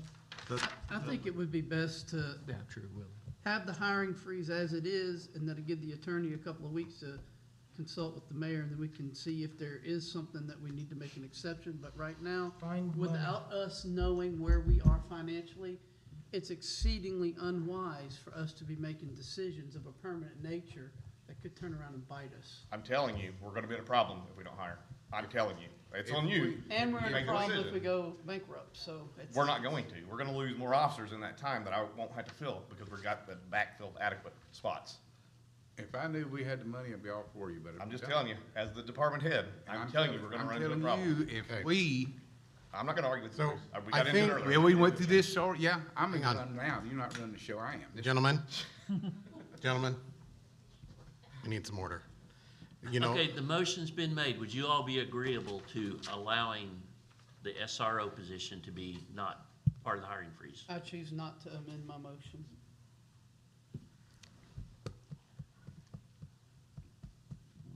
Well, we gotta take care of the kids. I mean, that's the first and foremost. We gotta take care of kids. I'll play a game here. I would be willing to table the hiring freeze until we consider N and O hiring the 2, and then coming back creating a and provision. creating the freeze. Is that a motion? But explain to me what you're saying, so. I don't want to pass a hiring freeze and then immediately say, well, never mind, we're gonna hire these people anyway. let's table the hiring freeze right now, at this very moment. Should we table it No, or hang no on, action? hang on. Let me think this through. Come in as the council and talk about N and O, the two hiring actions Jeremy's asking for. Vote on them, get up or down. If it passes, it passes. And then come back to the tabled hiring freeze and take action on it and vote. Can we do You mean readdressing the table tonight? Yes. I don't, do that? Okay, so you have a prior motion to lay on the table the Gantier motion. If that passes, it is laid on the table until such time as there is a subsequent motion to remove it off the table and place it back before the council for consideration. So that, it wouldn't, there would have to be a affirmative vote to bring it back off the table later in this meeting. there would or would not. There would. It would take a second vote. See what I'm doing? I'll amend my motion to table this until later this meeting. Table the freeze. The freeze. I'm good. I'll do it too. Then we'll, So actually, are you withdrawing your motion? if, Okay. yeah, I'll withdraw So them. Gantier is making a motion to lay on the table his own motion regarding the hiring freeze. Effectively Let's- doing, is that doing exactly what you wanted? Okay. Let's put the freeze to the side, however we do it. Let's do what we gotta do in N and O, let the people vote, and then let's come back and talk about the freeze and vote on that. Again, I'm just trying to avoid us doing a hiring freeze, and we say, oh, well, we gotta make an exception for Jeremy. Because if we're making an exception for Jeremy, we're gonna be making an exception for, since I can see Carrie next time, then we're gonna be making an exception for the rec center next time. Let's just, but once we pass that freeze, if it passes tonight, we lock it in. We're done until the mid, Till we get a budget, until know we. more about it. Until we get much more comfortable with. Until the council determines city finances are stable enough to you responsibly go. remove. That's the verbiage you There it is. guys put in. Perfect. Go. Okay. Is there a second to the Gantier motion to He table? he amended his I second. seconded. I mean, Okay, so motion from Gantier to table this till further in the meeting. Seconded by Smith. Call for the vote whenever you're ready. Shropshire, Yes. Nance, Yes. Malure, Yes. Chitwood, Yes. Trammell, Yes. Gantier, Yes. Smith, yes. Lamar. Yes. Okay. We're trying, Jeremy. So now we're on the consent agenda. Yes. Number 4. What time? You gotta read these off. Let's do the consent agenda, and then we will take a brief break. Okay. Item 4, the consent agenda, are there any items that we choose to remove? Letter N, letter O. Question, can we have a motion and second before we do that? That'll be to approve what's left, right? So after we remove them, then we make the motion. Do you have a motion and then remove it? Okay, do we have a motion Make the motion to remove to remove? N and O. Never mind. Oh, wait a minute. Okay, let's remove the items we need to remove, and then we'll make our motion to There approve you the go. remaining items. So it's confusing. Mayor, Yes, sir. we talked about stuff beforehand, about those items that we were going to have to pay insurance-wise. And do we want to talk those over or not? Yeah, can we remove those? I would like to remove H, I, and K. Yeah, we can remove, Okay. that's where we're at, is I'm asking what we wanted to remove. H, I, and K. And then H-I-K-N-O, did you say F? F is in Frank. What, And- what numbers are those again? F, H-I. Yeah, F? K, F is in Frank, H is in Helen, I is in Ingrid, I don't know. Igloo. K is in Karen, N is in, no, November, Indigo, and O is in, Oscar. yeah, whatever. November, Oscar. Okay, Are there any other items? also G, And G, as in Gonthier. off. Okay. All right. Do I have a motion to approve A, B, C, D, E, J, L, M, P, Q, and R? Motion. I have a motion from Second. Nance. Okay, I only need one. Second from Lamar. Okay, call for the vote. Nance, Yes. Malure, Yes. Chitwood, Yes. Trammell, Yes. Gantier, Yes. Smith, Yes. Excuse me. Lamar, Yes. Shropshire, Yes. Okay, item F. Approve an expenditure in the amount of $14,168.72 to Oklahoma Municipal League for 2023-2024 annual service fees from general dues and subscriptions amount 02-201-5032. Mr. Mayor, I make the motion to approve the expenditure for the dues. Second. I I have a motion from Lamar and a second from Trammell. Is that correct? Gantier? Yeah. Okay, sorry. I do have a Discussion? question. Yes, we do not have the money in that line item at this time. I know it's in the next budget, but we're gonna have to make sure that we know that this is coming out of next year's budget. That's our current year's budget, but it won't show on any financial statements until the budget's approved and entered into Casella. Right, so we only have $2,428.69 in that budget at this Correct, time. that's last year's funds, but Right. current fiscal year is what we would be And spending it out of. Since we haven't seen that, I just wanted to make sure that everybody knew that that's what the It's coming out of the forthcoming budget. forthcoming budget, correct. Did you have a comment down here? Yeah, and I can do it F, H, and I all the same time. It's a general question. I'm sorry, not F, G, and H, just a general question, since we've been talking budget all night. Is there a way for the other accounts, streets, golf, rec center, any others I'm missing, to pay out of their account their prorated share of these three amounts, just to help try to get expenses down for the general fund? Did you say G was one of them? No. F is in Foxtrot, H is in hotel, and then I is in India. I apologize if I said G. Let's, I understand what you're saying, I respect it. F, let's focus on F here. Fine. So let's keep in mind that as we go forward, our shortfall is not to zero. These funds are very much available. Right. We just have to make that it is, as it says here, for the 23-24 annual service fees, and that will come out of the 23-24 budget. Right, just making sure people knew that. Yes. Further discussion? So, We didn't answer his question. to my question, I'm sorry, Can did I we- not answer it? I apologize. can we require the other non-general fund funds to pay their proportionate share of these expenses? For item F, that's not something that would be possible. It's not something that's department-specific. And But what, okay, get it, what about, we can come back and talk H and I guess, whenever we get to those? Correct. yes, we can Okay. talk H and I All as we right, get to them. fine, thank you, Courtney. You're welcome. And ironically, that was part of that, what we're getting to with H and I comes into the discussion that was had this morning with us, and so we'll get to those. That's specifically why they're, so further discussion on F. Okay, call for the vote. Malure, Yes. Chitwood, Yes. Trammell, Yes. Gantier, Yes. Smith, Yes. Lamar, Yes. Shropshire, Yes, Nance. Yes.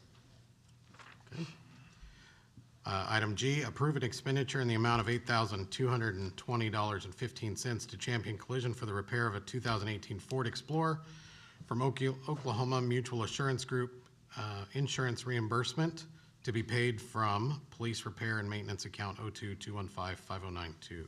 motion. I have a motion Second. from Choi, a second from Chitwood. Discussion? This is a reimbursement of that amount from our insurance, right? Yes, OMAG was supposed to pay Champion Collision directly, and they accidentally paid us the full amount, so now we need to pay Champion Collision. Okay, that's, So that, There's yes, that. Just to pass through. yeah, we're the, We'll be happy about that. okay, further discussion? Call for the vote. Chitwood, Yes. Trammell, Yes. Gantier, Yes. Smith, Yes. Lamar, Yes. Shropshire, yes, Nance, Yes. Malure, Yes. Item H, approve an expenditure in the amount of $118,270 to OMAG for property insurance policy PRO 140003308 from general insurance property account 02-201-5045. Do I have a Motion, I'm sorry. Motion from Chitwood, Second. second from Choya. So in our discussion this morning, one of the things that we discussed was that we were going to do a breakdown for those accounts that insurance covered. So if part of that covers the fire, it'll be allocated to the fire. If it covers police, we just have to get those breakdowns, and then those will be, does that make sense? Those will be broken out. The individual.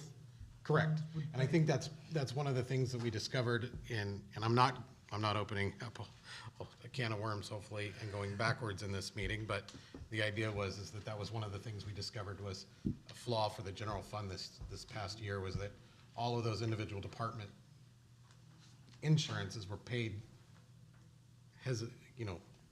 hastefully out of the general fund. So the general fund encumbered. Okay, does that answer everybody's question? It does. So going forward, that'll be the same concept with I. So further discussion?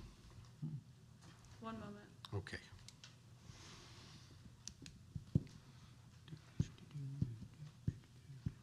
Does anyone still have purchase orders? Is what? Right here. Can you look for one from OMAG in your stack? I don't know if it's there, but OMAG? And it would it be that 118, no, it's the other one. the 77?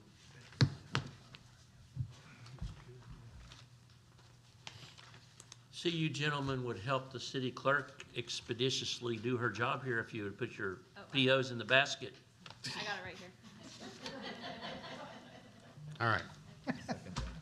Okay, so we actually need to either amend the motion to pay the correct amounts or table this or whatever you guys want to do because the amounts are incorrect. It should be $29,567.50 on the property, and for the liability is $19,259.25. Question to you. If we table this and then you could bring it back up next time, will it still give us enough time to take care of it in the time frame that we need to?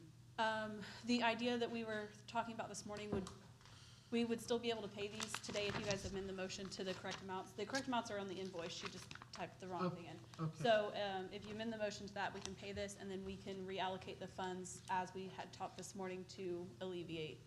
And those amounts are significantly less than that. So it's a Scribner error? Yes. Yes. Okay. Do I have a motion to? I will, yes. Joya and Chitwood, sorry, you guys do it to me every week. Amended. Amended yes. by Choya, seconded by Chitwood. Or vice versa, however it went. Yep. Yeah, I made a We motion. call for the vote when you're ready.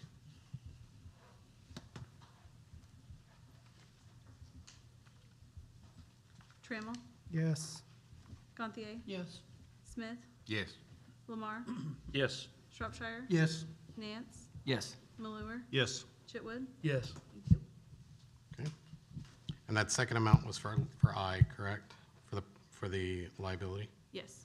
And that So amount you'll was? need to, I'm sorry, Courtney. Thank you. the corrected amount is $19,259.25. Okay. What was that first one? The first one is $29,567.50. Okay, thank you.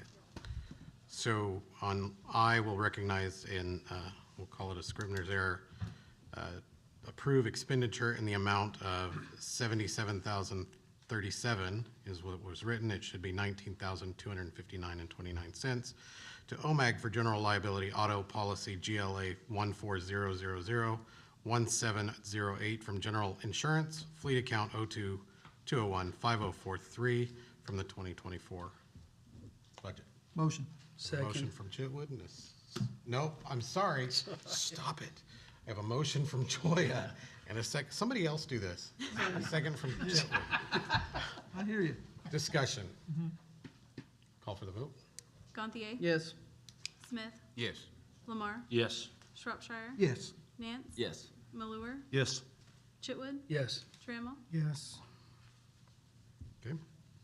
Item K, approve the Pryor Creek Police Department to purchase 3 Dell Latitude 7220 tablets and keyboard covers with kickstands from Dell at a total contract price of $5,140.29.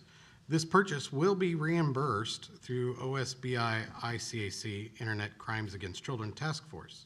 This will be paid out of Police General Software Account 02-215-5260. So move. I have a motion from Gantier and a second from Chitwood. Discussion? I just have one question. Yep.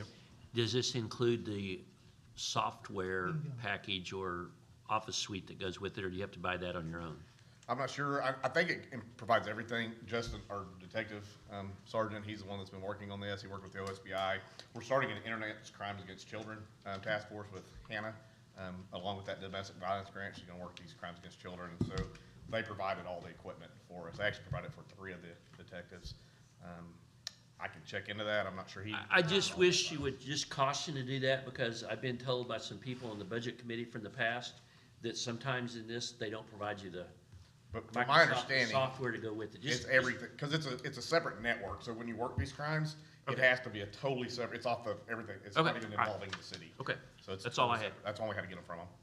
At this time, there's $39,376.03 in that account anyway. And then we'll pay for it, and then we'll reimburse that account. Should I amend my motion to providing software is provided? No. What kind of software are you just talking do it. about? You're talking about the operating system? Yeah. It's That- all provided because it's separate. I forgot about that. It's a separate system. No, I think we're good.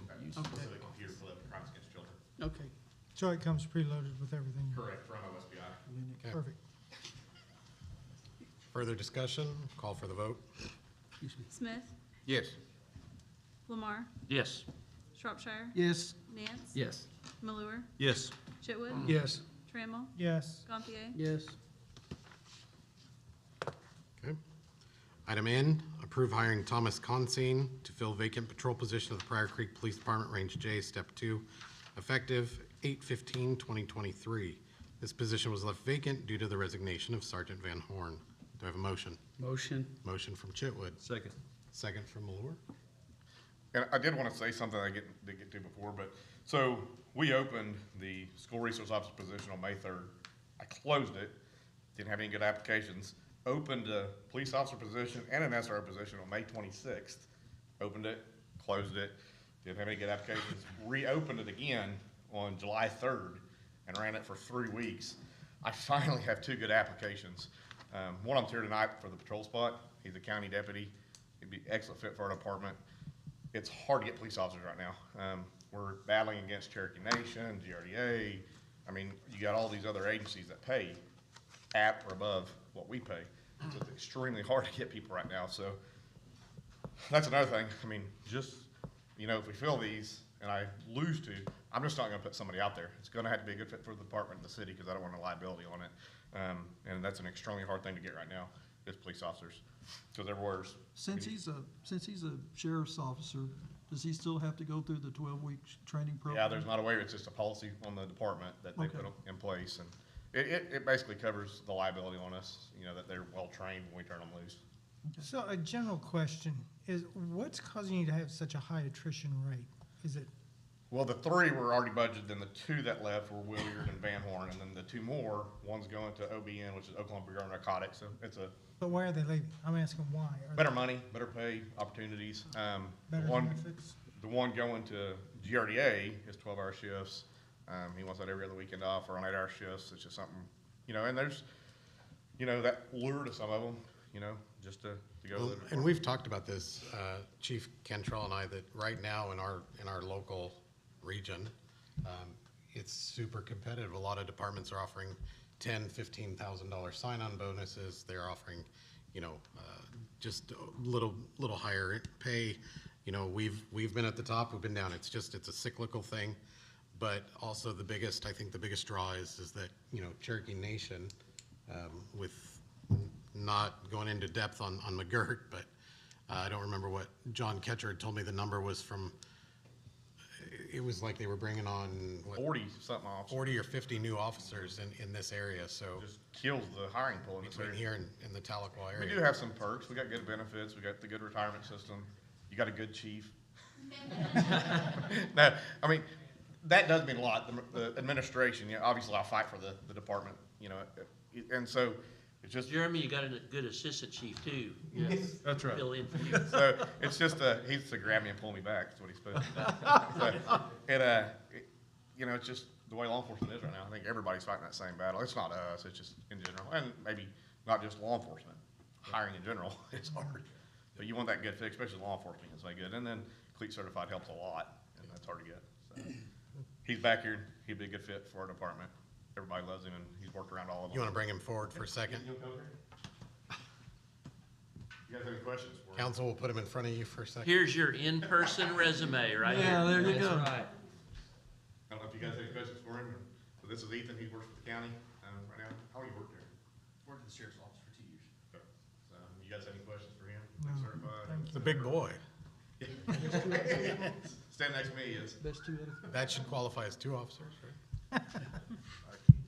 best 2 out of 3 falls. Okay. Yeah, there you go. Further discussion? Questions for you? Can we pay for it? That's all. If we got the money, I'm all for it. Yes. And I got one more statement. My turn.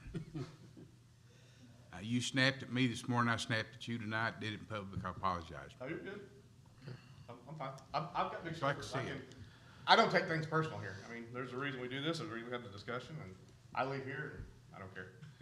Go back to business tomorrow. Yeah. You're elected. He had to go work that treadmill and it kicked his butt Yeah, he told me on the All right. radio, so. after you. All right. Further discussion? No. Let's call for the vote.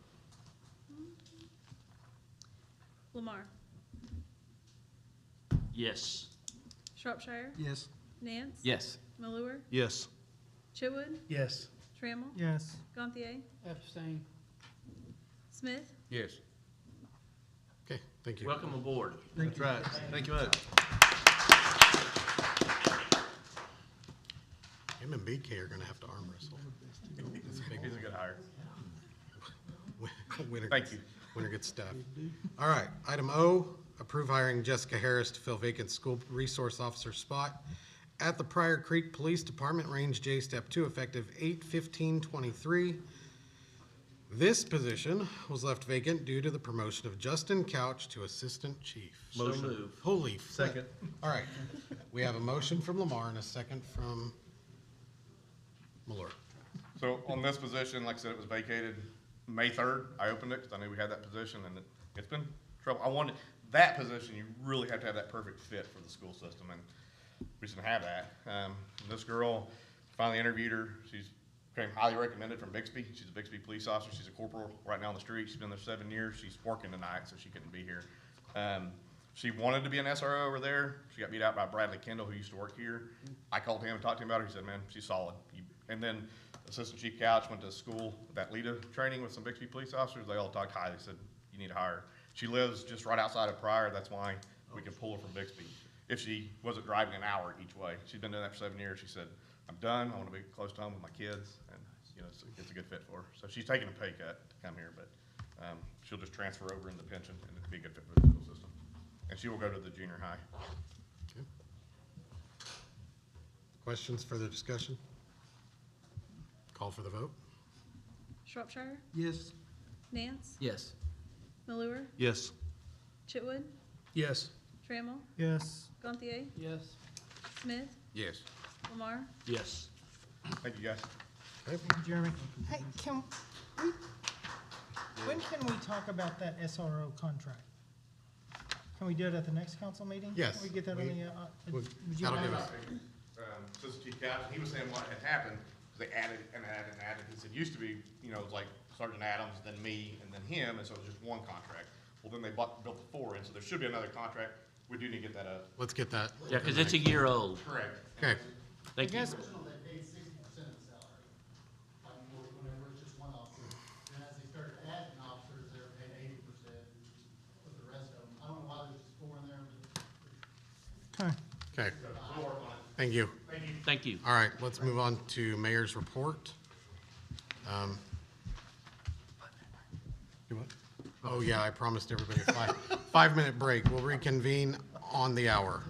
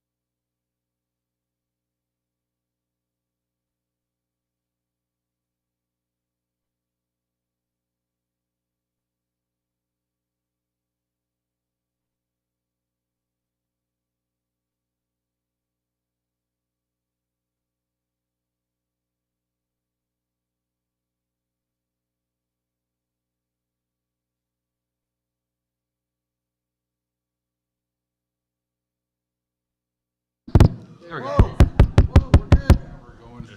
All right, gotta get those on, or else Nina's gonna send me a text and tell me they're not working. All right, mayor's report, if we could have a little order.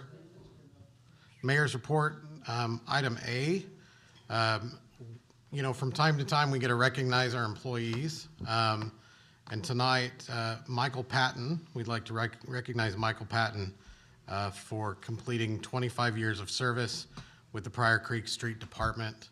We have a certificate and a pin for him. He did not make it today. Mr. Patton is not one for public recognition. So Mr. Glenn will take that to him and present it to him tomorrow. But if we could.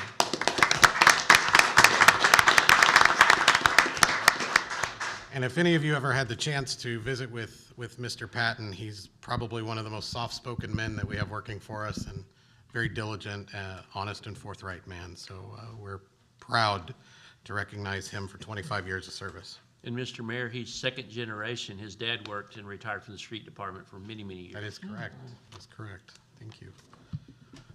Also, where would we be without Terry Lamar's knowledge of our history? That's right. Hammer. Amazing. Thank you. Item B, discussion. Oh, we need a motion to recognize, right? Motion, second. Holy cow, I got a motion from Malure and a second from Chitwood. Further discussion? We will call for the vote. Do we have to?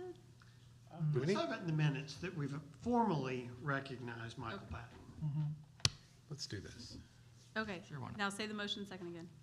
The motion was from Malure. Second was from Mr. Chitwood.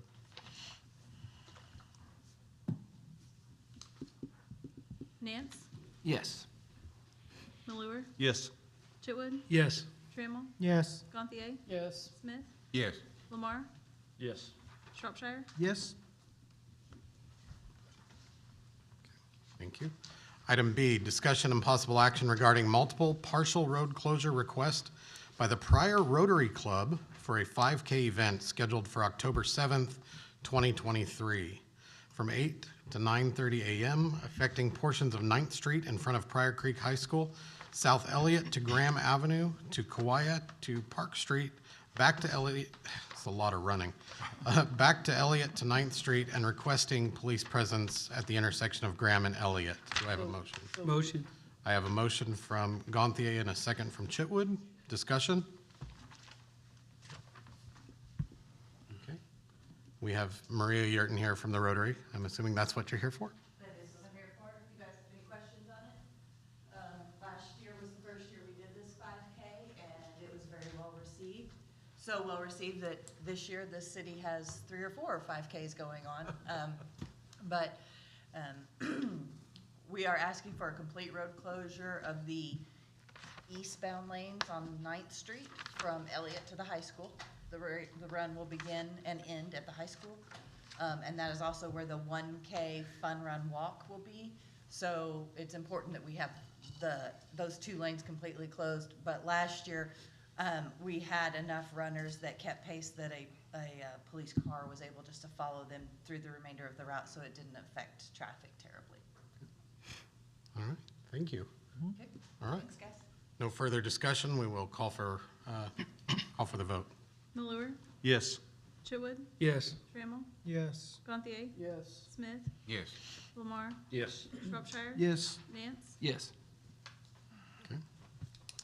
Item D, Mr. Chair, do I need a motion to remove the table when I read that? Yes. Okay. So I will be seeking a motion to remove from table discussion and possible action requiring a citywide hiring freeze until such time as the city council determines city finances are stable enough to reasonably consider hiring new employees as submitted by Smith, Trammell, and Gantier. So moved. Second. I have a motion from Gantier, a second from Smith. Do we need further discussion? Okay, call for the vote. Chitwood, Yes. Trammell, Yes. Gantier, Yes. Smith, Yes. Lamar, Yes. Shropshire, Yes. Nance. Yes. Malure, Yes. Okay. Item E, discussion and possible action to implement a resolution regarding resumes for employment and appointment to boards and other important paid and voluntary positions within the city as submitted by Smith, Trammell, and Gantier. Do I have a motion? Question. Wait, Are we gonna be doing anything on 5D or just removing Yeah, it from the D. table? Oh, I guess we just, that was the motion. I'm sorry. Since it's up off the table, It was off the table. Then I guess we need another motion to approve. Motion to approve. Second. Okay, we have a motion from Gantier. I'm sorry, Courtney. Motion from Gantier and a second from Mr. Smith, correct? Yes, sir. Okay. That is to enact the hiring freeze. Further Good catch, discussion? Courtney. Do Sorry. we want to Good accept catch. those things that we talked about besides? I think that's why we tabled it, so that we can come back to that. Oh, we went back and did it, and then I understand, but are there others that we don't know of at this point? Is this providing the provisions? Is that what you're? Right, And then discussion with legal counsel? right. Do we? it was the library and then the DA's police, domestic violence. Yep. And then we want to make sure that we've got that, so. Well, the chief, I asked those questions. The chief said that he isn't hiring any, there is no opening for that, so they've already got a position for that. And then number two is that Carrie said that only in the budget, it has to be equal. It has nothing to do with not hiring Sure, and we're anybody. not cutting her budget, so. So Right. those are the only two exceptions that could be, is what you're saying? But we're probably gonna have to do it. Okay. Okay. And, should things change, we can revisit this at any time, so. Okay, no problem. So I need the motion from Gantier, second from Smith to approve item D. Further discussion? We'll call for the vote. Trammell, Yes. Gantier, Yes. Smith, Yes. Lamar, Yes. Shropshire, yes. Nance, Yes. Malure, Yes. Chitwood. Yes. Thank you, gentlemen. Mr. Mayor, I assume you will send a memo out to the department heads tomorrow informing, I have a department head meeting tomorrow okay, thank you. at 10 o'clock. Item E, discussion and possible action to implement a resolution regarding resumes for employment and appointment to boards and other important paid voluntary positions within the city as submitted by Smith, Trammell, and Gantier. Do I have a motion? Motion. I have a motion from Chitwood. Second. Second from Gantier. We have discussed this previous to this meeting, and that resolution will be created to provide resumes for new appointed or nominated positions, not others applicants involved. So if 10 people apply and one is appointed, you only get it for the one. Okay? Now, that's referring to hired employees, Hired or appointed. right, That was our agreement. appointed to boards and Correct. commissions. So, further discussion? Call for the vote? Gantier, Yes. Smith, Yes. Lamar, Yes. Shropshire, Yes. Nance, Yes. Malure, Yes. Chitwood, Yes. Trammell. Yes. Item F, discussion and possible action appointing Kyle Beggs with RCI Insurance Group as the city's agent of record with ComSource Mutual Insurance Company. Other agency to be considered will be Brown and Brown as submitted by Smith, Trammell, and Gantier. Do I have a motion? Motion. Motion from Gantier. I'll second. Second from Chitwood. I'd like to invite RCI to come forward, please, at this time. Is that going to be you?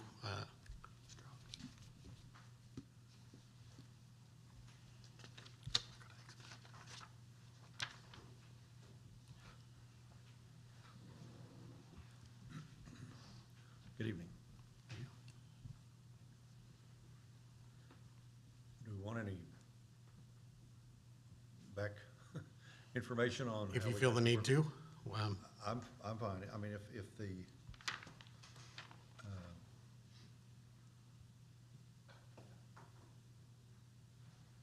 council is up to speed with all of this, and we can just proceed, so. We have worked with the city for a number of years, been the agent on the workman's comp, and have, to my knowledge, I've not had any direct complaints about service or how we've been working with the city as far as anything that needs to be addressed. And would appreciate continuing to work with the city. And I spoke with CompSource today at length on some things that we're doing with some other accounts, and they indicated that as of right now, or as of 12:01 today, that AM, that Brown and Brown was your agent on the work comp. So if we went a different direction, then obviously you would have to make a motion to do so, change it. Any questions?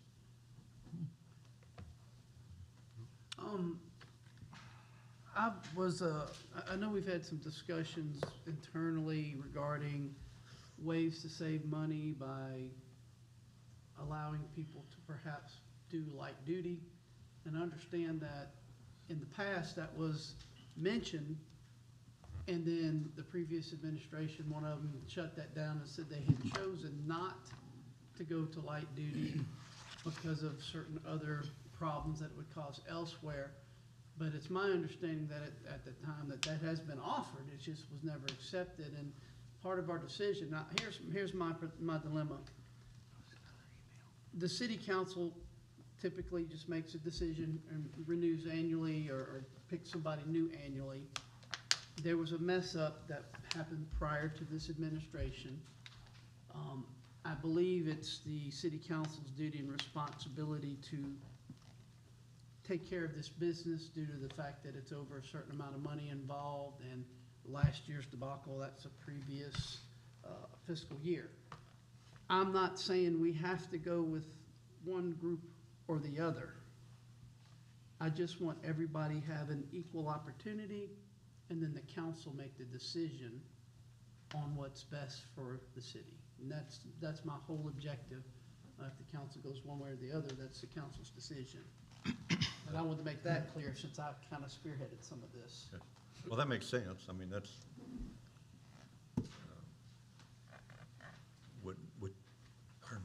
would be a good way to do it. I mean, you're basically, the premium is the same. And there was some question at some point about the credits, proper credits being given to the city. We went back and double checked with CompSource to make sure that all credits that the city was eligible to get, they were receiving. And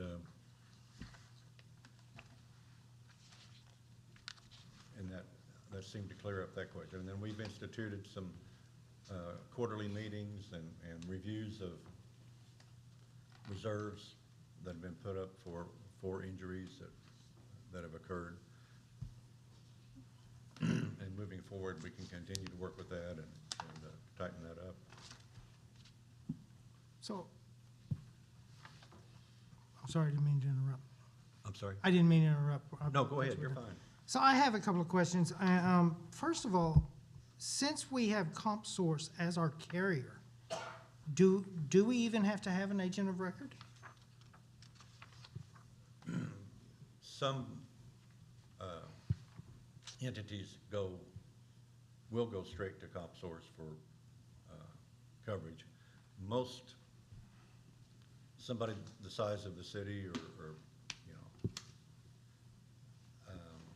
or even smaller than that, I would think it would be a good idea to have an agent. I mean, there's no additional cost for having an agent.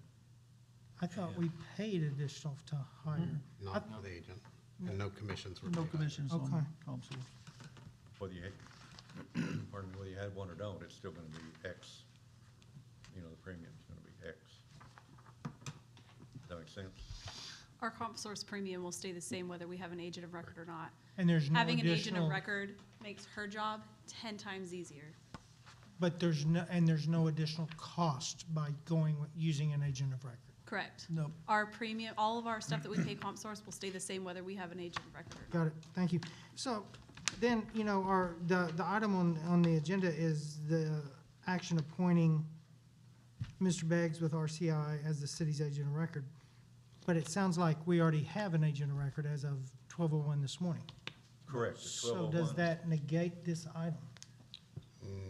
You'll have to ask your partner sitting next to you, because he's the one that pushed for this. The reason I pushed for it is I don't believe it was handled properly. I don't believe that if the person who made that decision did so, they should have gone through council first. And so I think it should have stayed like it was until it went through council and the council make the decision. Council could easily tonight say they want to stay with Brown and Brown, they want to go straight with, whatever they want to do. I just felt the process and protocol wasn't followed, and I just wanted that clarified so the council can make that decision. And I can explain the process. So based off of what's on the agenda tonight, currently, our broker is Brown and Brown as of this morning. This, if you guys approve this, that would have us do an agent of record change with CompSource, and we would change that to, back to RCI. So if this is not approved, then we stay with Then we Brown and stay with Brown? Brown and Brown, correct. Okay, So a no vote is to go with Brown and Brown. Brown and Brown. A And yes vote is would be RCI. RCI. Courtney, is there any price difference in either company? No. No, No, there's no price at all for it. Okay. And you have to, CompSource pays them, not us. you have to also realize in Lisa's job, who she's comfortable working with and things like that too. And so that's another consideration.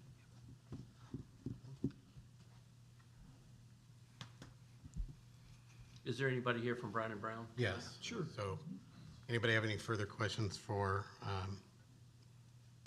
Me? John? Mr. Hawkins? Mr. Hawkins, I'm sorry. You know, I'm gonna muddy the waters again, since we already have Brown and Brown, and there's no money involved. Why do we care?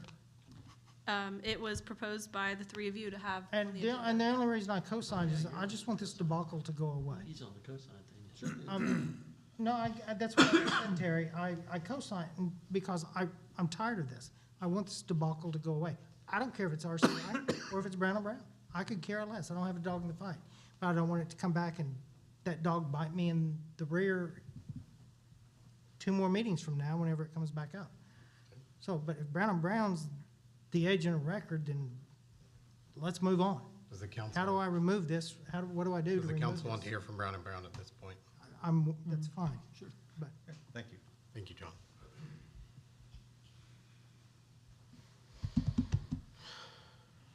Good evening, everyone. Some of you may remember me from last year. My name is Chris Kennedy with Brown and Brown of Oklahoma. I'll agree with the sentiment that was said by everybody on the board that we want what's best in the city's interest, what's in the city's best interest. And the question to ask is what's best for the city moving forward? For you all that remember, we brought this up last April and did a policy review, talked about the claims management, talked about a lot of different things and the service provisions and improvements that we could provide. We had talked about doing quarterly claims meetings at that April board meeting, and that has never been offered in the past. We also talked about doing a mid-year modifier projection. Well, that modifier is what is a very key part of what our annual premium is. So having that mid-year modifier review is going to help the budget committee and this committee and O&I figure out what our potential costs are gonna be a year from now. At that last year, we had told this council that we need to budget for X amount of money for the renewal. We were off by about $6,000. We overestimated, which is typically what we do. So we gave, at that time, almost 4 months advance of what our premium would be. Earlier this year in March, when Mayor Lees was here, we had advised him and Lisa, the modifier went down, which it did. We should save about $14,000. We ended up saving $12,000. So we were within 1% of what our budget is. And as good stewards of the funds, it could be extremely vital for this board to know mid-year in December or January, what's our insurance spend gonna be in August? We'll come out every quarter, do claims reviews, talk about where the modifier is gonna be. As a matter of fact, yesterday, I already gave Lisa an estimation on where we might be. She already has a number to start working towards 2025.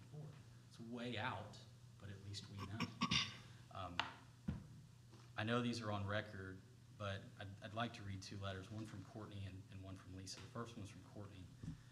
Not only does, and this is just in part, but not only does Chris and the entire Brown & Brown team provide exceptional customer service, but they naturally educate us and make sure we stay informed every step of the process.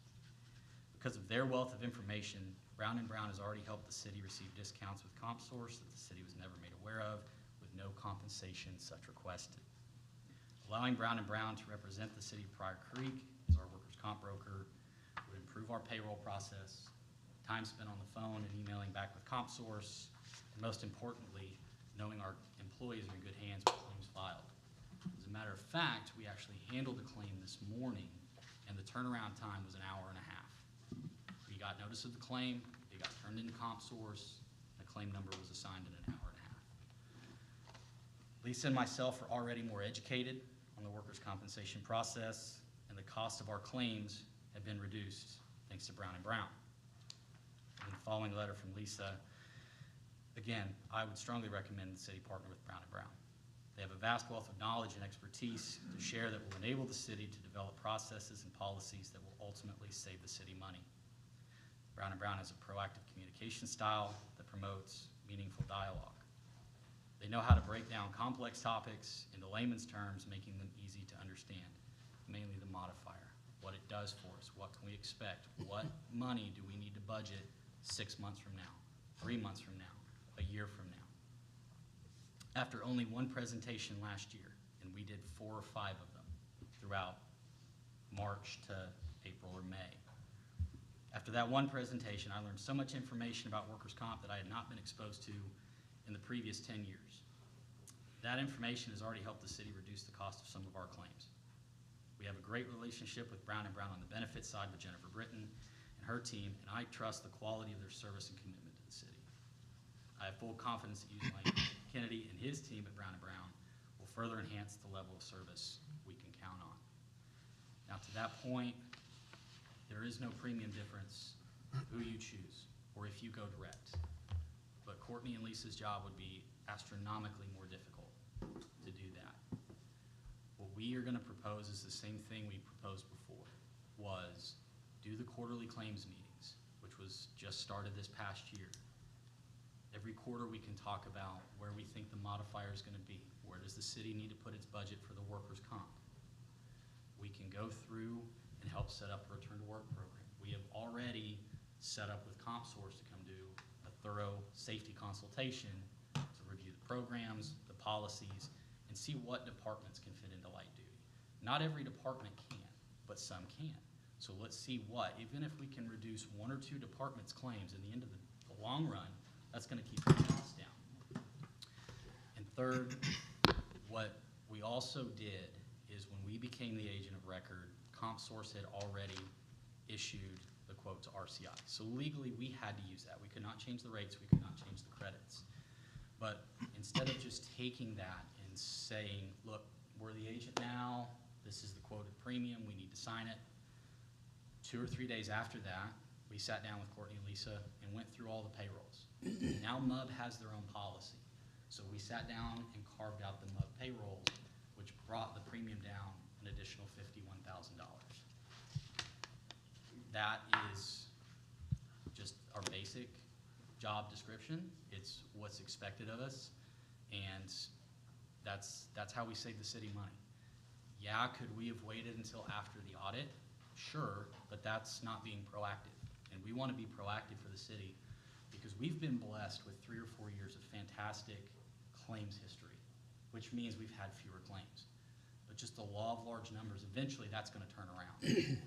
When that happens, we'll have those tough conversations with this board, with O&I, whoever needs to be involved, that we're going to have 6, 9, 4, 5 months to prepare for this. We're not going to have to wait to get bad news in the middle of June and have 6 months to scramble to pay for this other stuff. Our offer to the city is the same as it was last year. Just give us a year. Let us work our process. Let us work with Lisa and Courtney, and let's see what we can do. And at this time next year, if it turns out that everything we said was not true, that we're no better off, the city can do whatever they want. And we're fine with that. But we're extremely confident in our expertise in workman's comp. In one of the meetings last year, we advised that the modifier was gonna be a 0.98, and that was 5 or 6 months before it came out. We missed it by 1 basis point. That's important, the premium. So again, we would appreciate the opportunity to work with the city. We have a great relationship with other lines, and I know that the value that we bring it with Lisa and Courtney at no additional cost to the city is well worth the investment. And we're here for the long run. I'm joined by my boss, Tommy Harvey. We both have young children. We're not going anywhere. We're in this for the long haul. I moved back here from Florida. We're not going anywhere. So the fact that we want to arm this council and the city with the information that we have, so that next year you can hold our feet to the fire. We'll have to stand before every one of you and say, you promised us this, this, and this. What did we do? Did we fulfill our obligations? And we would appreciate the opportunity to work with the city. I know we can do a fantastic job. And I think the recommendations from Lisa and Courtney, the ladies who deal with this every single day, ring very true. And we would appreciate the opportunity to be given a chance to represent the city and hold us accountable this time next year. So if there's any questions that I can answer, I'll close with that. I just have one question. Yes, sir. Those letters of recommendation Yes, sir. that you read to us, who are they addressed to? So I'm sorry. We had them last. Yeah, so Lisa's is July 24, 2023 to mayor and council. And then July 25th is Courtney's letter, mayor and council. Okay, thank you. Yes, sir. I'm sorry, I didn't bring that up. You got them. So I have, and not a question necessarily for you, I think it's more for our new attorney, who's not here tonight, but I think he needs to address this. Nothing against you, Thank you. Zach, whenever I'm about to ask what I'm about to ask. And again, I don't care who it is. I mean, but we've got to get this resolved and put to bed once and for all. My understanding is that whenever this was last year, the last council, the last mayor, it was approved by the council. Then new information came to light that caused some concern. So the council then tabled or decided to bring it back as an item and tabled it and never took action on that reconsideration. And it has sat there and kind of just rotted for the last year. So is there a point, did the new mayor have the capability to legally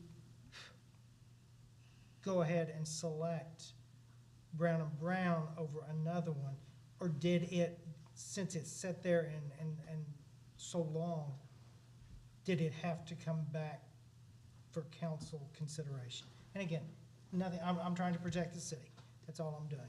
So that's my question. I think that's what we need to ask. Sounds like we've already got coverage through Comp Source, Right. and we've already got, as of 12:01 this morning, we have Brown and Brown as our agent of record.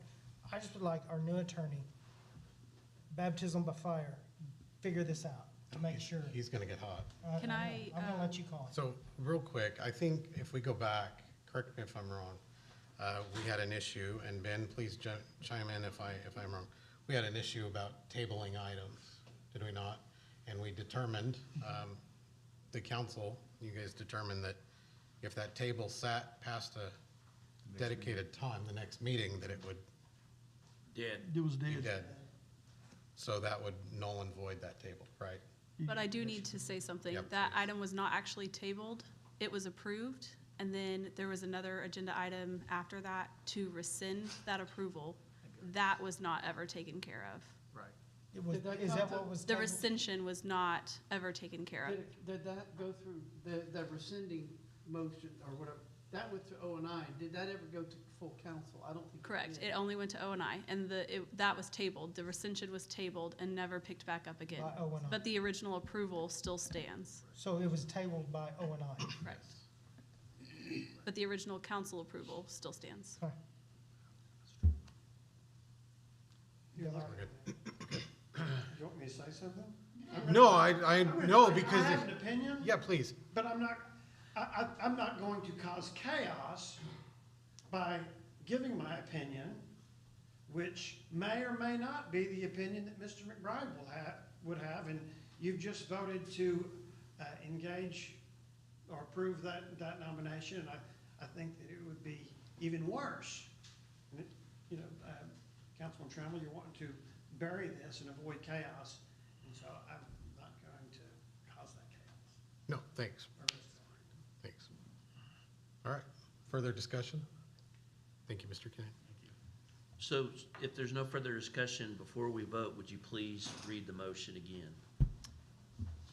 And then explain what a negative or a yay vote would do to us. Discussion and possible action appointing Kyle Beggs with RCI Insurance Group as the city's agent of record with CompSource Mutual Insurance Company. Other agency to be considered will be Brown & Brown. If you vote yes, you are approving RCI Insurance Group as our broker. If you vote no, then Brown & Brown will stay our broker. Call for the vote? Smith? No. Lamar? No. Shropshire? Nope. Nance? No. Malure? No. Chitwood? No. Trammell? No. Gantier? Abstain. Okay, item G, discussion and possible action regarding budgeting excess golf funds from the fiscal year 22-23 for the purposes of cart paths and other capital improvements. Do I have a motion? Motion. A motion from Choya, Second. second from Mr. Chitwood. Discussion? So in the, I believe it was in the budget meeting, or I'm sorry, don't go there. The park board meeting, Mr. Bowman had expressed that he had excess funds and funds that were given for the cart paths, and he wanted to dedicate those funds come from the 22-23 budget to be rolled over into the 23-24 budget. And he would use those funds for the capital improvements of the cart paths and the bridges. How that breaks down between paths and bridges, I don't think that's been determined yet, but that's the intention there, and Well, that requires council approval. Do we know, first of all, how much this is? Is this the 250,000? Yes, so I think 150 of it was designed to go to immediate with putting 100 into a reserve. So is there even a remote possibility that some of this $250,000 could be reallocated to the general fund to help out? No, when that was given under the last administration, that's a gift that doesn't come back. So There again, is literally no way. Yeah, Is there a state law? I mean, why? Is it? so my instruction from my time on the budget committee, from legal as well as Mr. Trammell, as well as direction from OML in the past in budgeting courses, municipal finance courses, and once it goes to that enterprise fund, it cannot be taken back into. So, you know, if we have to look at it that, in any light of positivity, we learn a lesson that we need to make sure that funds we give are funds we're not going to try to seek back later. Because in this case, Another belong to question to golf. that too. With this $250,000, how much money are we taking out of the, I'm gonna say the city's money, if you will, and putting into the golf course yearly? this year, nothing. Okay, so Under they me, are- nothing. I haven't done a tally of what previous administration did. Well, I mean, as of now, are they finally become self-sufficient? Yes, and the instruction Okay, has been good. very clearly given to Mr. Bowman, that his sole job is to keep the golf balls flying at the golf course. As long as the golf balls are flying and the revenues are coming in, Do we need to He's doing put, his or job. does he need to put some of that money into reserve in case he has problems? that's what he's planning to do, 100,000 of it. 100,000, okay, that's what I didn't And the catch. park board did approve that, Okay, all right. just this last week. Mayor, I've got two questions. Yes, Number sir. one is, why isn't somebody from the park board or a representative of the golf course staff here to talk about this issue with us? Mr. Bowman is out of town. Well, he has assistants or people that The work out assistant there. was here earlier, and I did not get to Mr. Allen, right? Okay. By the name Allen. And the other question is, based on what you just said about Councilman Trammell's question about not being able to transfer that money, et cetera, what is the case law or state statute that refers to talk about that? I'd have to get that for you, unless you know what that is, Ben. Yep, I have an opinion on that, but I'm not gonna. Okay. I mean, I'm gonna tell you that I think you're the governing body, and I think that there may very well be the ability to claw back, but without actually doing the legal research, I'm not willing to stand 100% behind that opinion tonight. Okay? So there's a possibility. Yeah, so I'd like to table this until we get a legal opinion from our new attorney. He may resign tomorrow, we're workloading him so much, but. Oh, no, I don't think it'll be tomorrow. I don't have a problem with that. You know, this isn't something that has to be an immediate decision tonight, so if you want to. Again, I'm gonna go back to my comment I made very early this evening, is we've got to get over this hurdle of just immediately saying, no, we can't do this, and roll our sleeves up and do the heavy government work of trying to figure out how to do it. So if there is even one iota of a chance, we can reach out and grab some of that 250 grand. I will. Back in the second that general fund. second that I too. say we take I our will time. spend and my do it. efforts tomorrow finding that answer. Okay. No, last So- year we gave $70,000 for a mobile home, and I don't think they ever put the mobile home up either. No, that's still an empty pad, so. So you're saying the council gave that out of the general fund to them, when they're supposed to be self-sustaining? That is correct. And The so they council didn't use approved that, it, we ought to but- be able to take it back. The council approved. I it, will but find an wasn't answer for that. If I can, I second the table. I'd like to recommend tabling to get the proper answer for that. Okay, so we've got a motion from Trammell and a second from Nance to table this item. Is tabling, if you table it, you have to bring it back up next meeting. Would we like to do no action? You can do that. You can table it with a specific date. Mhm. Let's just do a no action. That'd be better. I'll change my motion to no action. Second that too. Okay. When you're ready, call for the vote. Lamar, Yes. Shropshire, Yes. Nance. Yes. Malure, Yes. Chitwood, Yes.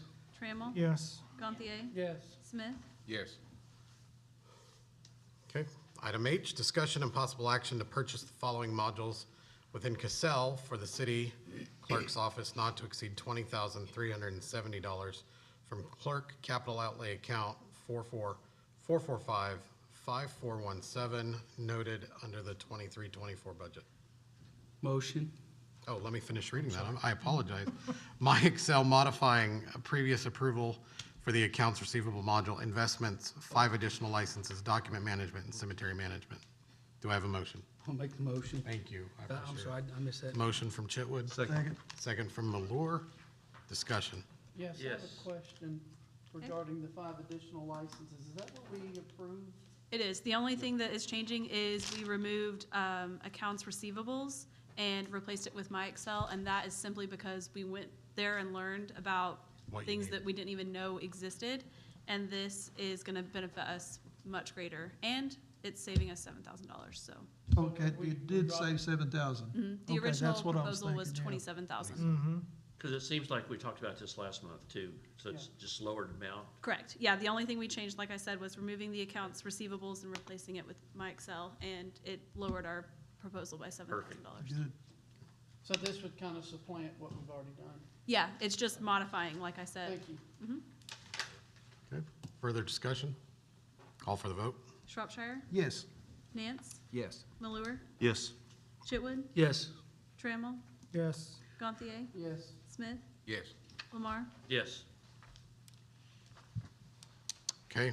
Item I, discussion regarding the purchase and current status of the 6 North Bailey property from Real Property Acquisitions account 464655423. Do I have a motion? Motion. Motion from Choya, second from Chitwood. So we need to give you an update. I have the closing papers in my hand. They originally wanted to close on 9/1, and then Friday morning sent an email saying that they wanted to close that day. And we weren't prepared for that at that time. And then as the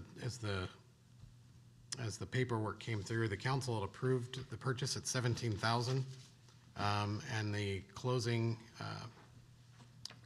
title or total came through higher than that. So in item I, we're going to have a discussion. The update came through 731. So as we get to unforeseeable, we'll address that issue. But I just wanted to let you guys know that we're ready to close on that. And as soon as that is closed, we will immediately begin a plan to clean that property. It won't take much, but we need to get our water plan in place that was originally designed for that area. Questions? Okay.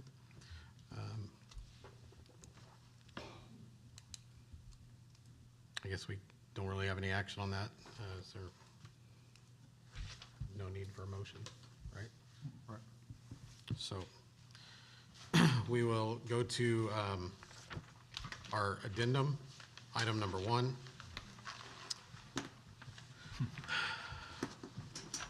Discussion and possible action to approve mayor to accept the invitation from OML to serve on the Oklahoma Legislative Committee. This committee meets the first Wednesday of each month in Oklahoma City. Motion. Second. Motion from Choya, second from Chitwood. Discussion? Okay. The invite came from OML over the weekend, and they were requesting representation from Northeast Oklahoma. In their words, that we haven't had anybody in quite a while.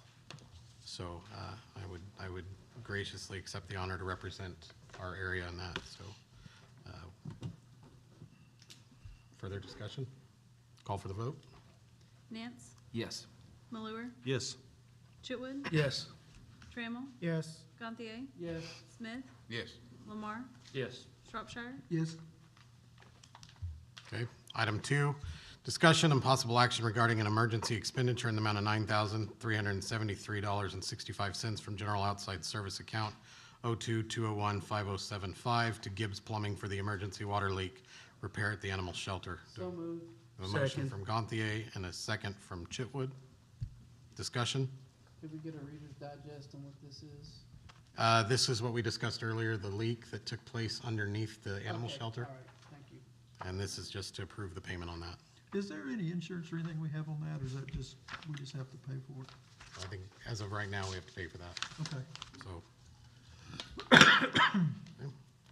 Call for the vote? Malure, Yes. Chitwood, Yes. Trammell, Yes. Gantier, Yes. Smith, Yes.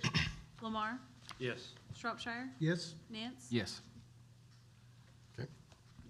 Item 3, discussion and possible action to enter into an executive session for purpose of confidential communication between city council and its attorney concerning pending claim pursuant to 25 OS Section B4. So moved. Second. Motion from Gantier, second from Chitwood.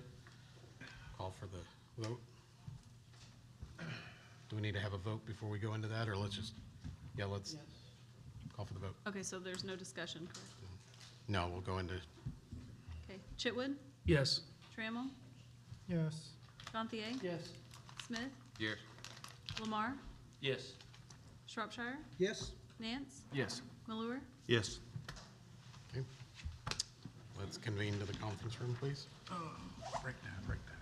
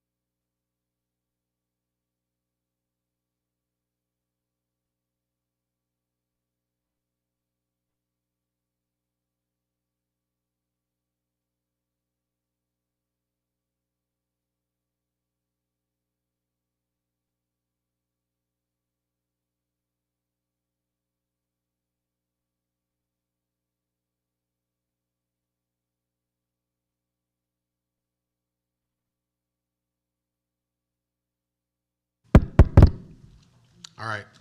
Item 4, return to regular session. No action is taken in the executive session. Do I have a motion? Motion. Motion from Chitwood, Second. second from Choya.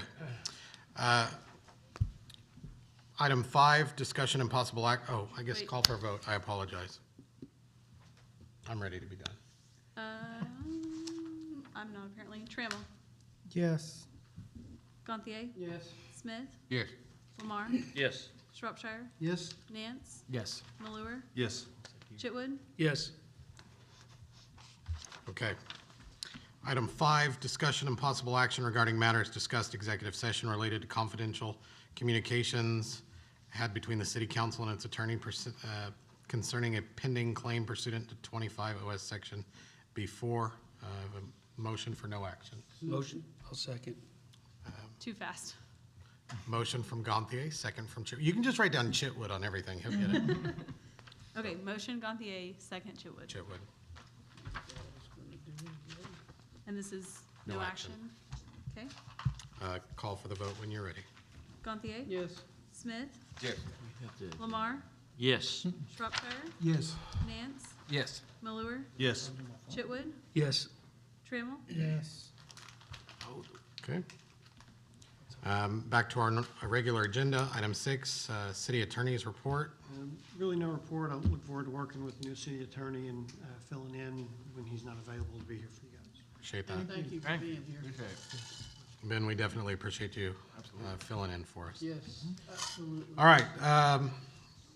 Committee reports, budget, personnel. Next Tuesday, the 8th. Tuesday, the 8th. And we'll have some numbers for you as promised. All right, thank you. Item B, ordinance and insurance. There's nothing scheduled at this time. Okay. Going forward, we should have in the next couple of weeks, a couple of ordinances and things that need to be looked at. Item C, street and maintenance. Our regular meeting, 8:22, but at this point, no scheduled items. Sure. Well, excuse me, won't we have the bids back by the end for phase 2 What day did you or say? phase 1, 22nd? whichever? Phase 2. I think he said- Phase 1, I think we It would- I know, but the bids were gonna be open Pre-bids. sometime in August. August, so we may have something. Yeah. We should, he said it'd be about 21 days, Right. so that would That'd be mathematically, pretty close, yeah. let's Sure hope that would. we've got those. I'll, Yep. I'll reach So out. 8/22? 8:22 is the next scheduled meeting. It's fine, it's fine. All right. Item 8, unforeseeable business. I do have one item, and this is in regards to the 6 North Bailey property. I need to request approval for additional funding to the amount of $1,455 to close on this property. That is to cover county clerk fees for government recording and transfer. Titan title and closing is $400. Title exam, $400. Title recording fees, $5. Doc preparation, $100. Closing fee, $250. And owner's title insurance from Titan Title and Closing for $17,000. The premium is $280. So moved.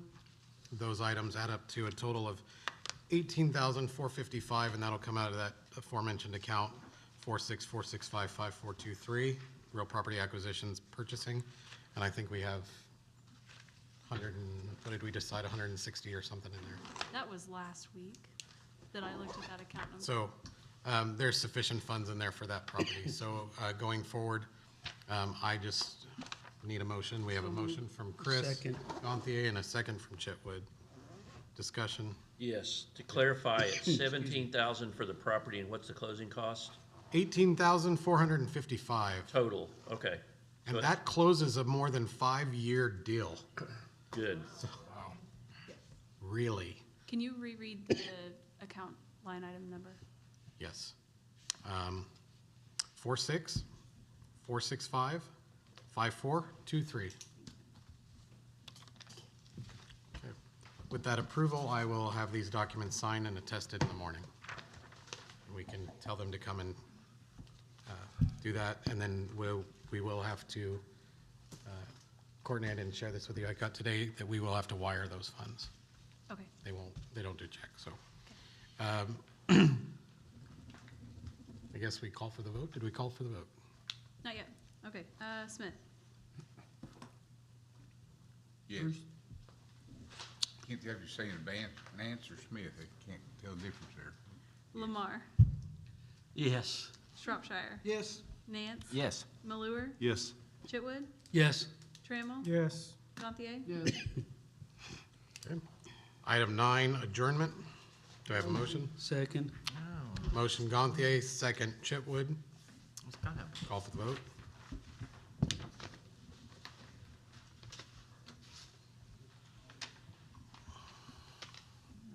Lamar, Yes.